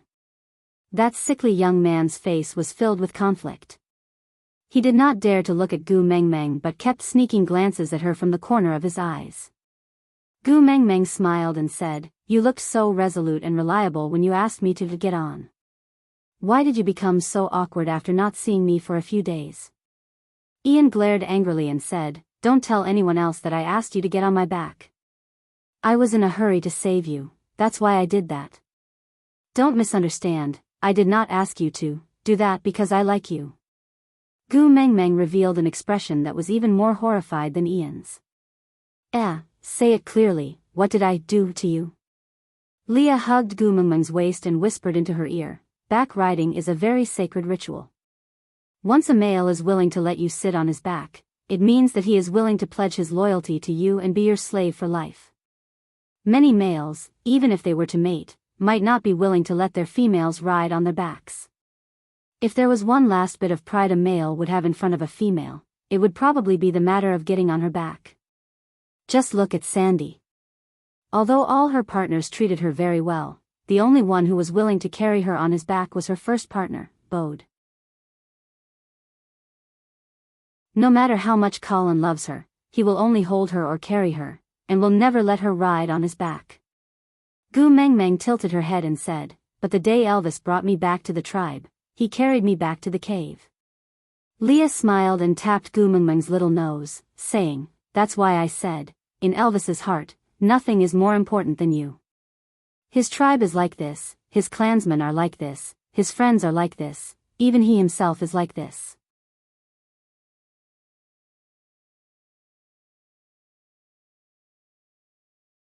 Chapter 5:12. Gu Mengmeng picked up the stone bowl and scooped a big bowl of meat before turning to walk into the house. When she passed by Ian, she said, "Don't worry, I will definitely not tell anyone about this. I guarantee that when you mate in the future, you will still be innocent." Ian blushed and shrugged off Gu Mengmeng's hand with his shoulders shaking. He muttered, "Just talk, don't touch me." Gu Mengmeng chuckled and ignored Ian's awkwardness. She just carried the bowl into the house. Looking at Gu Mengmeng's back view, Leah waved his big tail and instructed Oriton to stay behind to watch over Gu Mengmeng, just in case. Meanwhile, he continued to interrogate Cole and interrogate him about the whereabouts of the little wolves. He knew that as long as the little wolves were not found, the gloominess on Gu Mengmeng's face would not disappear.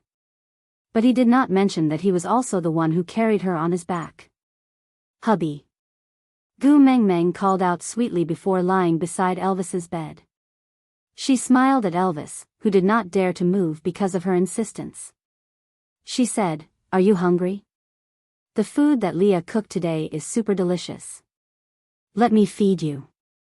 Elvis cleared his throat and said, "Actually, after advancing to the 5th level, I realized that my body's recovery ability has become stronger. These external injuries are more or less healed. I can take care of myself now." But Gu Mengmeng did not comply. She pressed her hands lightly on Elvis's shoulders, who was trying to sit up.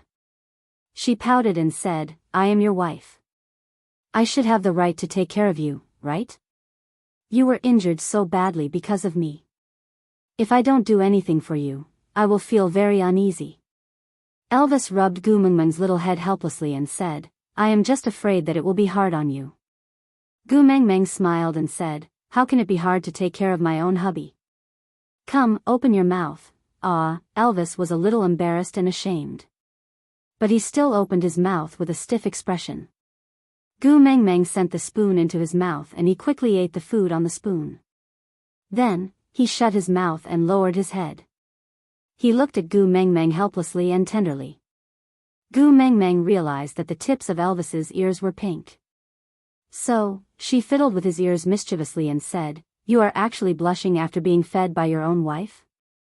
Elvis cleared his throat and said, "Males have always been the ones taking care of females, since when has a female ever fed a male?" Gu Mengmeng said, "So what? Huda and the other 3 are also males." Halfway through her sentence, Gu Mengmeng suddenly could not continue. She unconsciously turned to look at the still unconscious Qi. Gu Mengmeng's brows were tightly knitted together. Elvis propped himself up and pulled Gu Mengmeng into his arms. He rested his chin on Gu Mengmeng's head and sighed softly. "Don't worry, aren't I and Leah here? The wolf cubs would definitely be fine. Trust me, okay?" Gu Mengmeng knew that her emotions would affect the entire family's emotions. Be it Elvis or Leah, they were all trying their best to think of a solution for her. She could no longer use her sadness to pressure them. Rubbing her face, Gu Mengmeng forced herself to smile and said, "I know, I believe you." Elvis nodded and kissed Gu Mengmeng's little face lightly, before finishing the entire bowl of meat.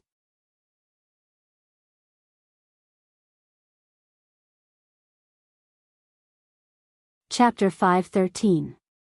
Gu Mengmeng looked at Li's tired face and sighed softly. She forced herself to be calm and asked, "Is Cole still not willing to tell me where he hid the little wolves?" Leah shook his head and said, "He wants to see Elvis. He said he will only tell this news to Elvis." Gu Mengmeng and Elvis looked at each other and asked in confusion, "Tell Elvis?" Leah nodded and said, "That's strange. He clearly knows that Elvis is risking his life not for the little wolves but for you. There is a limit to how much he can use the little wolves to force Elvis to give in. If it was for his own benefit, he should have requested to see you. Firstly, you are the one who values the little wolves the most. There is nothing you would not agree to for the little wolves. Secondly, you are the messenger of the beast deity. Your words are equivalent to the words of God. Almost no one in the entire beast world dares to go against you. But he wants to see Elvis instead of you." Gu Mengmeng also felt that it was strange. She held on to Elvis's arm and asked, "Is he unhappy that we used the backlash of the mating contract to trick him so he wants to seek revenge on you?" Elvis laughed coldly and said, "Seek revenge on me? That's good. I haven't even settled the score with him for making you suffer." Gu Mengmeng pulled Elvis, who was about to stand up and leave. She said, "But his skills are above yours and your injuries have not fully recovered." Elvis rubbed Gu Mengmeng's little head and said, "You are my lifesaver. As long as I see you, all my injuries will be healed." He was greeted by Leah in the dungeon for 2 days. His condition must be much worse than mine. Don't worry, I will be fine. But Gu Mengmeng wanted to say something but was hugged by Leah. His warm chest pressed against Gu Mengmeng's back. He turned his face to Gu Mengmeng's ear and whispered, "Let him go. If he doesn't vent, he will go crazy." Huh? Gu Mengmeng's brain could not keep up with the rhythm. She watched as Elvis had already entered into the night while Leah was behind her, rubbing against her neck to find a comfortable position. She sighed softly and said, "During the days when you were not around, Elvis was almost driven crazy by his own imagination. If he did not tear Cole into pieces, his anger would never dissipate. Although he is much gentler now, don't forget what kind of person he used to be." Gu Mengmeng remained silent for a moment before saying, "What about you? You must have been worried sick." He kissed the side of Gu Mengmeng's face and carried her back to the bed, hugging her as they lay on the bed. His furry large tail covered Gu Mengmeng's body like a blanket, while his slender fingers brushed past Gu Mengmeng's face and stopped at her delicate chin. He pinched it lightly and she lifted her face to meet his long and affectionate eyes. Gu Mengmeng's smile froze for a moment, then she looked up and met his long and passionate eyes. "Yes, I was worried sick. I was afraid that you would fall in love with Cole's tail, which was thicker than mine, afraid that you would fall for Cole's fox seductive fragrance with his sweet words, afraid that you would not be able to resist Cole's temptation and pounce on him. I was afraid that you would look down on me, a mere 3rd level, after falling in love with a 5th level Cole. So, I cut off Cole's tail so that he would never be able to secrete the fox seductive fragrance to seduce you. If not for the fact that I still need him to account for the little wolves, I might have cut off his tongue. Do you feel heartache?" The expression on Lee's face was cold, as if he was a sick and arrogant child, using his bad to attract his parents' attention. Aside from the topic.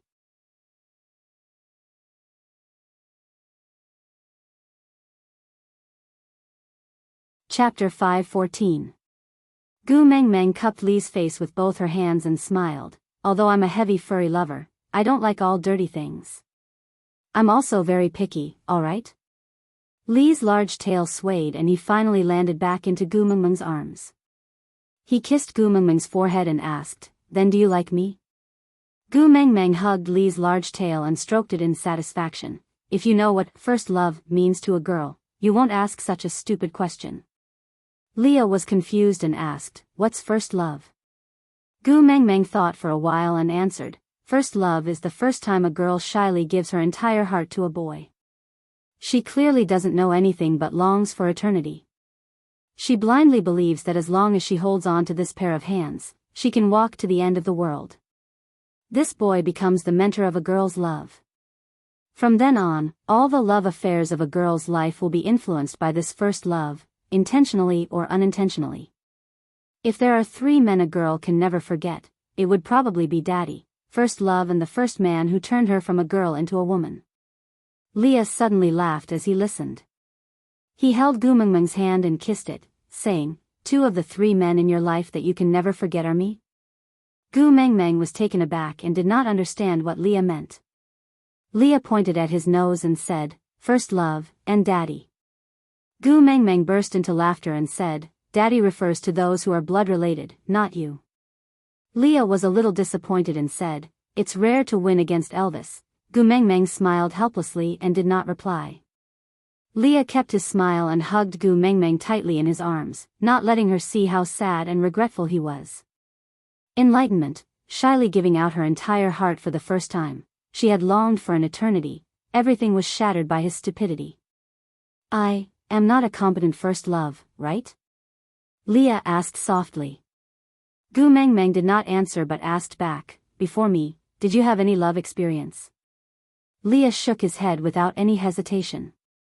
Gu Mengmeng asked, "So, I am also your first love, right?" Leah lowered his head and looked into Gu Mengmeng's eyes, asking, "Do males also have first love?" Gu Mengmeng smiled. "Of course, everyone has a precious first love. It happens once in a lifetime." Leah smiled and kissed Gu Mengmeng's little face. "That's great, I finally have something precious to give you," my first love, luckily it's you. Gu Mengmeng shook her head and said, your first love was not that great. You met a playboy like me, who was willful and stubborn.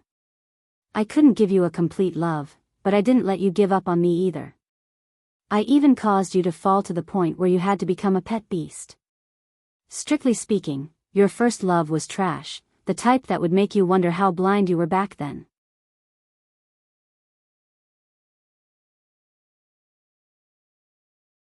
Chapter 5:15. On the other side, Elvis arrived at the dark dungeon. Males all had night vision and there was no need for torches or other light sources in the dungeon, so there were no windows here. In the absolute darkness, Elvis and Cole could see each other clearly. Cole's tail was broken and he looked pathetic and weak. He raised his head to look at Elvis, who was emitting a murderous aura, but he did not show any fear or hatred. He just maintained his usual smile, distant and polite. Do you want to know where your sons are? Cole spoke first. Elvis snorted coldly and said, not really. You better get rid of them before I find them. That way, it might be easier for me to kill you. Cole did not seem surprised and just nodded. You are indeed a male beast that grew up among the stray beasts. You can be so cold to your own cubs and not care about life and death. Elvis moved his neck as a warm-up and then stared coldly at Cole, as though he was ready to attack any time. Cole waved his hands and said, don't look at me like that. My tail is broken and I can't maintain my balance. Don't talk about fighting, even if you open the door now, I might not be able to escape. I called you here because I have another deal to discuss with you. Elvis said coldly, not interested. Cole saw that Elvis was about to turn and leave and sneered. Not interested in Agu either? Just as Cole finished his sentence, Elvis's sharp claws had already strangled his neck. His sinister and bloodthirsty eyes emitted a faint blue light, like the stare of the Grim Reaper. It was suffocating and chilling. I said before, you are not allowed to call him that.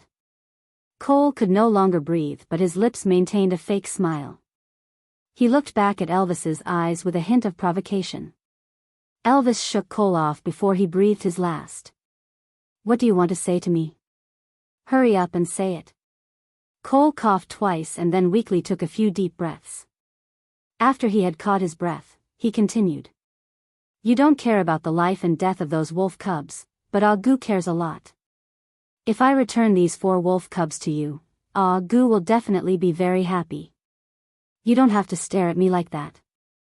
She has tacitly agreed to address me as Agu. Elvis clenched his teeth but resisted the urge to tear Cole apart. He did not want to see Gu Mengmeng suddenly stop talking when she unintentionally mentioned the little wolf pups, then forcefully hold back her emotions and tears, pretending that nothing had happened. Although those 4 fellows kept snatching Gu Mengmeng away, but he would never do anything that would make Xiaomeng sad. Conditions. Elvis did not believe that Cole would be so kind as to give him his life-saving chip just like that. Cole nodded approvingly. It's impossible to survive after touching your female. Now that I don't have a tail, I've become a crippled beast. Living is better than dying. So I won't beg you to let me go. Elvis laughed coldly. That's the best. Cole nodded as well, having reached a consensus with Elvis on this point. Then, he shook off the dust on his body and said, if you kill Leah, I will return those 3 wolf pups to you, and even save the unconscious one. I heard Agu call him Qixuan, right? What a strange name, it must have been given by Agu.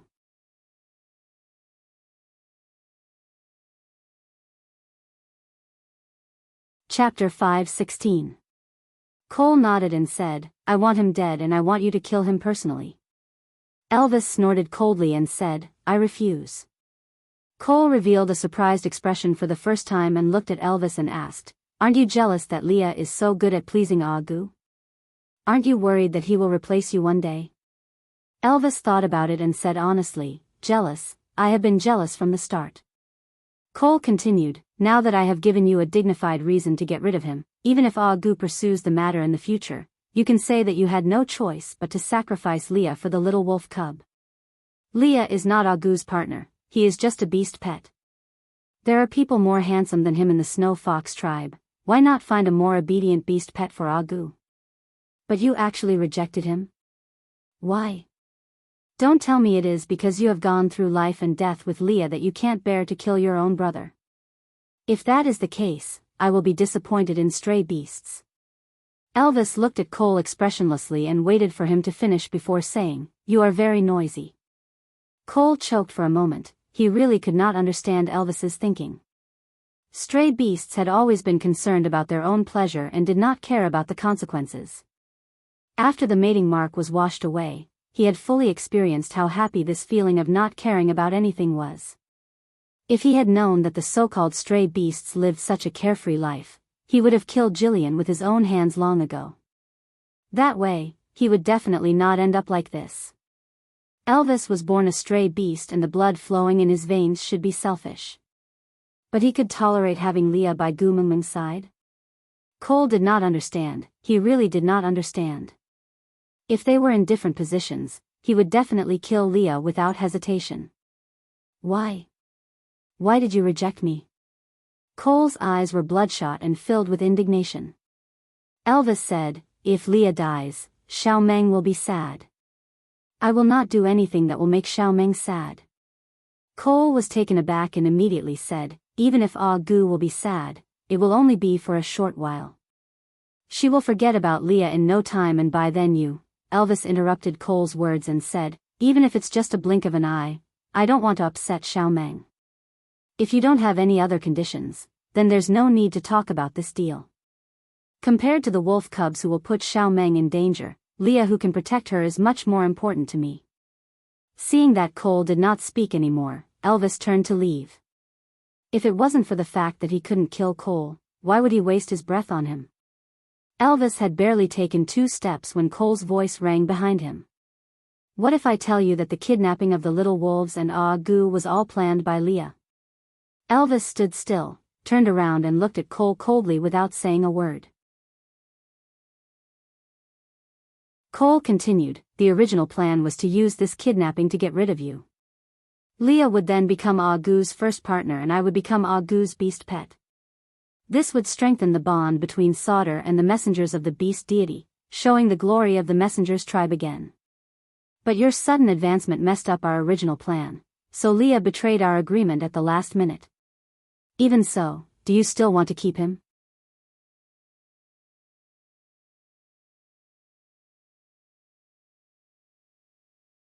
Chapter 5:17. Cole looked straight into Elvis's eyes and said, "What I said is the truth."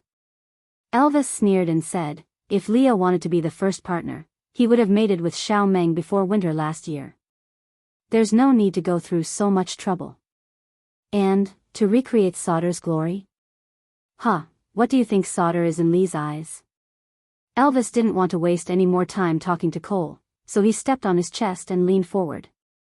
With a sharp gaze, he said, "I didn't kill you because Xiao Meng couldn't bear to part with those little brats, and also because you have a score to settle with Leah, so I left you to him. But I've always had a bad temper, so I hope you won't waste my time like you did today again. Or else, as a senior of stray beasts, I will properly tell you why stray beasts are feared, hated and yet not dared to provoke them." With that, Elvis kicked Cole away and turned to leave. He did not give Cole any chance to say anything else. When he returned to the stone house, Gu Meng was already asleep. Leah sat outside the stone house, obviously waiting for Elvis. Seeing that he had returned, he shifted to the side to make some space for Elvis. "Did he tell you where the little wolves are?" Leah asked. Elvis shook his head and didn't say a word. Leah smiled helplessly and said, "I guess he won't say either. Looking for you is most likely to sow discord." Elvis nodded and said, "You still want me to go if you know? What a waste of time." Leah shrugged and said helplessly, Meng wants to know where the little wolves are so badly. Even if there's only a sliver of hope, I still hope that you can pry open his mouth." Elvis glanced sideways at Leah and asked, "Aren't you afraid that I will be cheated by him?" But Leah smiled like a flower and shook his head with his shoulders shaking, saying, "Even if you believe everything he says, you won't kill me. As long as I don't die and can stay by Meng Meng's side, I don't mind paying any price. Elvis raised his brows and said, how do you know that I definitely won't kill you? Leah nodded and said with certainty, Meng Meng likes me a little now. She will definitely be sad if you kill me. Don't you not know how to do things that will make her sad? Elvis laughed as well. You are just being pampered and arrogant. Leah swayed his large tail and said, thanks for the compliment. Elvis turned around to look at Gu Meng Meng, who was sleeping soundly in the room. She had just turned around and her little face was facing the direction of the door. Elvis's gaze turned gentle and he asked softly, looking at the situation today, I don't think Cole will tell us the whereabouts of the little wolves. What do you plan to do next? Lee's gaze was cold as he stared at the moonlight. An eye for an eye, a tooth for a tooth. Back then, he falsely accused me of having an affair with my father's concubine and banished me from the tribe, turning me into a street rat that everyone hated. Today, I will give him the same punishment for the same crime. Elvis looked at Leah, asking, what do you need me to do? Leah smiled faintly and turned his gaze towards the house. Looking at that light sleeping face, he chuckled. Protect Meng Meng well. Don't let anyone hurt her in front of us. Elvis nodded and did not reply.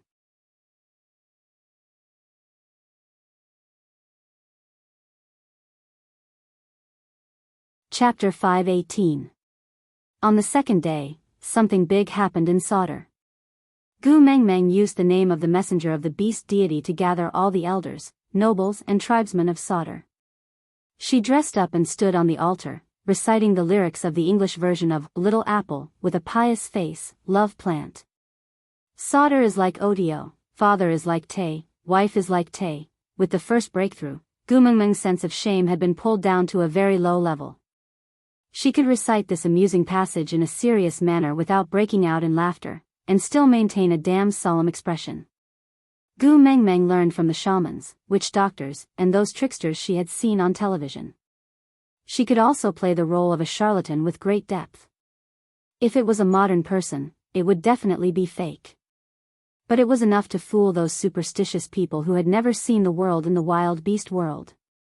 When Gu Meng Meng stomped her feet and glared at the crowd with her round and angry eyes, everyone felt a chill down their spine.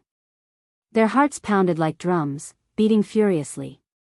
Of course, they did not know that although part of the reason for their heart pounding was because of Gu Meng Meng's bluff, the bigger reason was because Elvis was secretly releasing his beast pressure. It was not a large amount and was released slowly in coordination with Gu Meng Meng's movements. So the orcs who were fully focused on Gu Meng Meng did not realize the real reason why they were feeling afraid. My beast father said that you have been complaining in your hearts about why I abandoned you, right? Gu Meng Meng's gaze swept across the elders below the stage. Seeing them lowering their heads guiltily and not daring to look at her, she guessed that her words had hit them on the spot. Guilty conscience.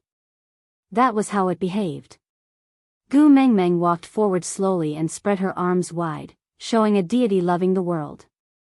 She said with a pained tone, when Sauter was assisting the previous messenger of the beast deity, how dedicated and loyal were you? But, all these years, what have you done? The sacred fire being extinguished was a warning, but you did not notice it and did not repent. The elders knelt on the ground.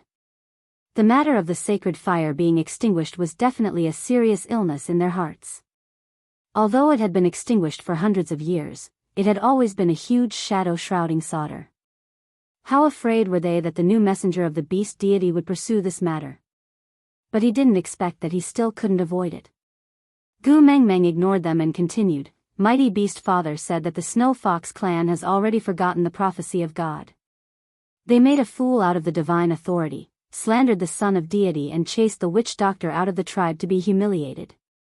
This is disrespect to God. In your eyes, do you still have the slightest bit of respect for Lord Beast God? Lord Messenger, please calm down, Lord Beast God is wise. Everyone in Sauter does not have the slightest bit of disrespect towards the beast deity. With the elders kneeling down, who else dared to stand up? The vixens of Sauter all knelt on the ground and kowtowed to Gu Meng Meng.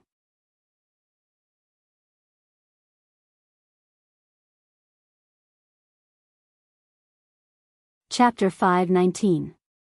Great Messenger is wise. This was all Cole's idea. He was the one who wanted to use this method to welcome you back to Sauder. One of the elders spoke up and everyone immediately agreed with him. Gu Mengmeng gestured for them to stop, then looked at the elder who spoke up and said, Sauder doesn't even have a witch doctor. Welcome me back? How are they going to serve me? This. The elder wanted to say something but suddenly did not know what to say. Gu Mengmeng continued, the authority of the god is at its peak and the authority of the god is at its peak. You guys want to welcome me back to a tribe like this? The elders were dumbfounded by Gu Mengmeng's words. Gu Mengmeng turned around and sat on the chair in the middle of the deity altar. Elvis and Leah stood on her left and right, releasing their aura to the fullest. Instantly, everyone's knees turned to jelly and they knelt on the ground. Gu Mengmeng raised her head and said, the original leader of Sauder, Cole, went against the gods' will for his own selfish reasons and framed the successor of the witch doctor, Leah. He used his power to suppress the tribe and forced the tribesmen to betray their conscience and help the villain do evil. He should be punished for his heinous crimes. However, the son of God, Leah, had a clear spiritual root and was compassionate. He knelt on the ground and begged the beast deity for 3 days and 3 nights to plead for Cole. The beast deity was moved by his kindness and spared Cole's death sentence, banishing him from the tribe and making him a stray beast forever. On account that all of you were controlled by others and forced by Cole, not of your own free will, the beast deity was lenient and did not pursue the matter further. Are you guys convinced by this judgment? So, Cole was the only scapegoat. What else was there to be unconvinced about? The elders took the lead and thanked her profusely. Gu Mengmeng flung her hands and left. She would leave the rest to Leah. Returning to her own little stone house, Gu Mengmeng laid in Elvis's arms and said, damn it, pretending to be mysterious is really tiring. Elvis felt a little heartache and gently massaged Gu Mengmeng's shoulders. He said, luckily, Lee's name has been cleared and he is also the son of God that Sauder is most proud of. In the future, he can help you with such matters and you won't have to make an appearance every now and then. Gu Mengmeng smiled and shook her head. I really doubt the average intelligence of the Snow Fox tribe. Just what I said just now, no matter how you look at it, it is full of loopholes. How could they believe it? Elvis smiled. The words of the strong are the truth. You are the messenger of the beast deity, of course they would not dare to disobey you. Gu Mengmeng turned around and laid in Elvis's arms, saying, sometimes, I really feel that the previous messenger of the beast deity might be a multi-level marketer. How did she brainwash people to make the concept of messenger of the beast deity and beast deity so fantastical that people are still afraid of these two titles even after 1,000 years? No matter how you look at it, I'm just a weakling who doesn't even have the strength to truss a chicken. What are they afraid of? Elvis played with Gu Mengmeng's hair gently and said, you are not good at fighting and killing, but you have me and Leah. Gu Mengmeng nodded in realization. Ah, I understand now. I'm just an empty shell, they're really afraid of you and Leah. No. Elvis kissed Gu Mengmeng's forehead and said, they're afraid of your divine authority and the mighty beast deity behind you. Gu Mengmeng was a little dejected. She lowered her head and said, what bullsh** t divine authority. If that divine authority was really so useful, I would have directly saved my son. Why would I need to go through so much trouble?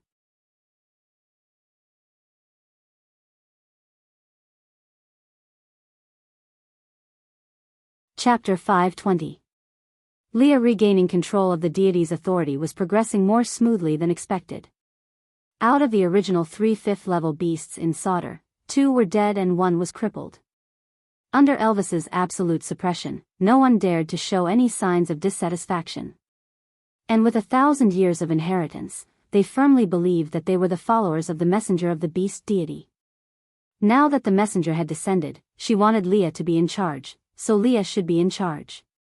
She said Cole deserved to die, so Cole deserved to die. Gu Mengmeng's words were the absolute truth in Sauder. They only needed to obey, there was no need to discuss or question. With Elvis's military protection and Gu Mengmeng's support of the deity's authority, Leah handled the affairs of the tribe like a fish in water. The first thing he did after regaining control was to announce that he would lead the Snow Fox tribe back under the command of the messenger of the beast deity. From then on, there would be no more Sauter tribe, only the followers of the messenger of the beast deity. The messenger was in Saint Nazir and the Snow Fox tribe was in Saint Nazir. If the messenger went to another tribe, they would also follow her to that tribe. Not loyal to the tribe, only loyal to the messenger. This concept was equivalent to announcing that Saint Nazir had annexed Sauter, but the elders were surprisingly supportive. Perhaps to them, it did not matter if it was Saint Nazir or Sauter, as long as it was the messenger tribe. Even if they changed their names, they would still be the elders under the messenger and were highly respected. The second thing was to exile Cole. As the saying goes, everyone kicks a wall when it's down. This was probably the situation. Those who used to follow Cole's lead could not be seen anymore. On the day of Cole's exile, only Leah came to send him off. Leah held Cole's favorite food in his hands and passed it to Cole. Times change, it's just the wheel of fortune. You banished me once and I banished you once. This way, we're even. Cole took the food from Lee's hands. He was neither agitated nor resentful. He ate it elegantly and did not look like an exiled person at all. Swallowing the food in his mouth calmly, Cole said, "Aren't you going to kill me to prevent future troubles? Aren't you afraid that I will make a comeback and end up like you today?" Leah smiled faintly. Afraid? I wasn't even afraid of you when you were high and mighty. Now, you're just a crippled beast that's been banished, yet you want me to be afraid of you? Cole nodded and said, "You don't have to say such beautiful words. I know you are not killing me because you want to find the whereabouts of those wolf pups from me. I'm not afraid to tell you directly, those 3 little wolf cubs, I've already asked that snake beast to bring them to the Snake King Valley. Chishuan's antidote is with the 3 wolf cubs. If you want it, ask Gu to look for me at the Snake King Valley. If you're worried, you can accompany her here. But, don't forget, that lord in the Snake King Valley isn't a gentleman like me. He only invited Gu, the rest will be treated as trespassers." Lee's face remained calm and his gaze was calm as he said, "I knew it, why would the snake tribe not follow their own beast king and instead come to Sauter to tangle with you?" So it turns out that they had already reached an agreement with the Snake King Valley. Cole nodded, acknowledging Lee's words. After all, that great lord and the great messenger whom Sauter is loyal to have a close relationship. Since their goals are the same, there's naturally no reason for them to not cooperate.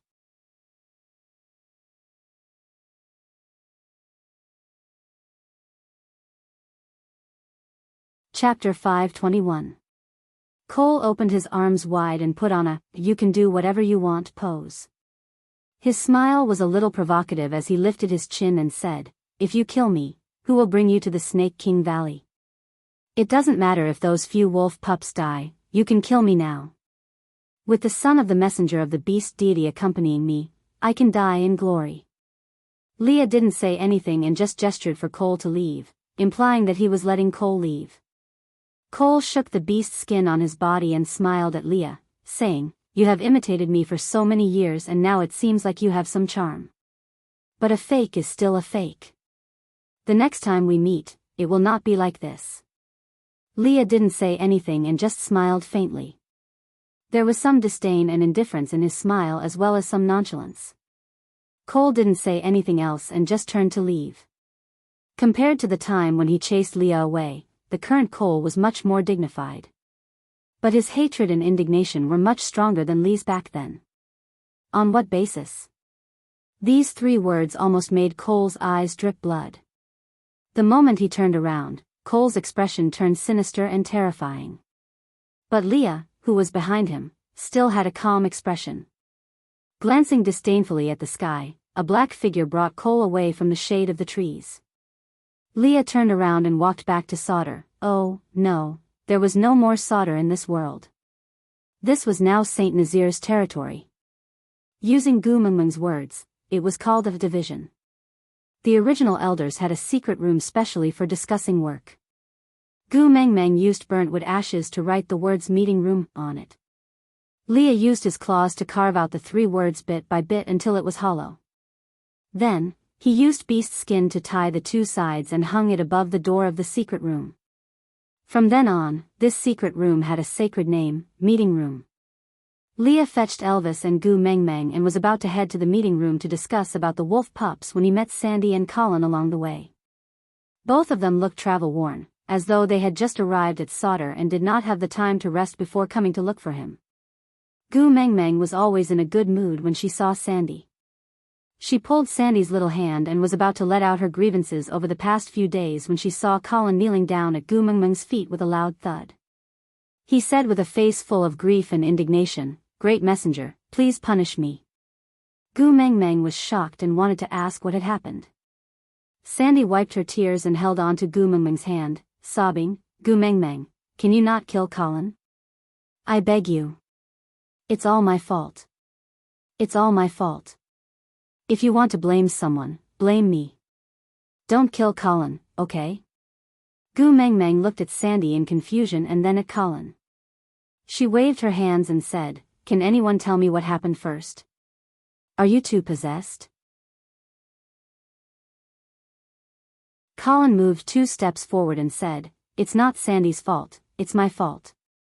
As the messenger's guard, I only cared about protecting my own female when you were in danger and did not fulfill my duty as a guard. When everyone was fighting a bloody battle, I selfishly only cared about protecting my own female and did not fight for you. As a guard, I am, that, as a member of Saint Nazir, I am, anyway, I am guilty." Sandy shook her head and held on to Gu Mengmeng's hand, saying, "No, you can't blame Colin. I was too afraid at that time, so I grabbed onto him and did not let him go to join the battle. I insisted on keeping him by my side. It's all my fault, I am a burden to Colin. If you want to punish someone, punish me. Can you spare Colin? I beg you, don't kill him. Aside from the topic, a foolish person should study more. Look, he can't even come up with a proper sentence to apologize." You're tuning in to the Journey of the Soul YouTube channel. Don't forget to subscribe and join us on this journey to catch the most captivating stories.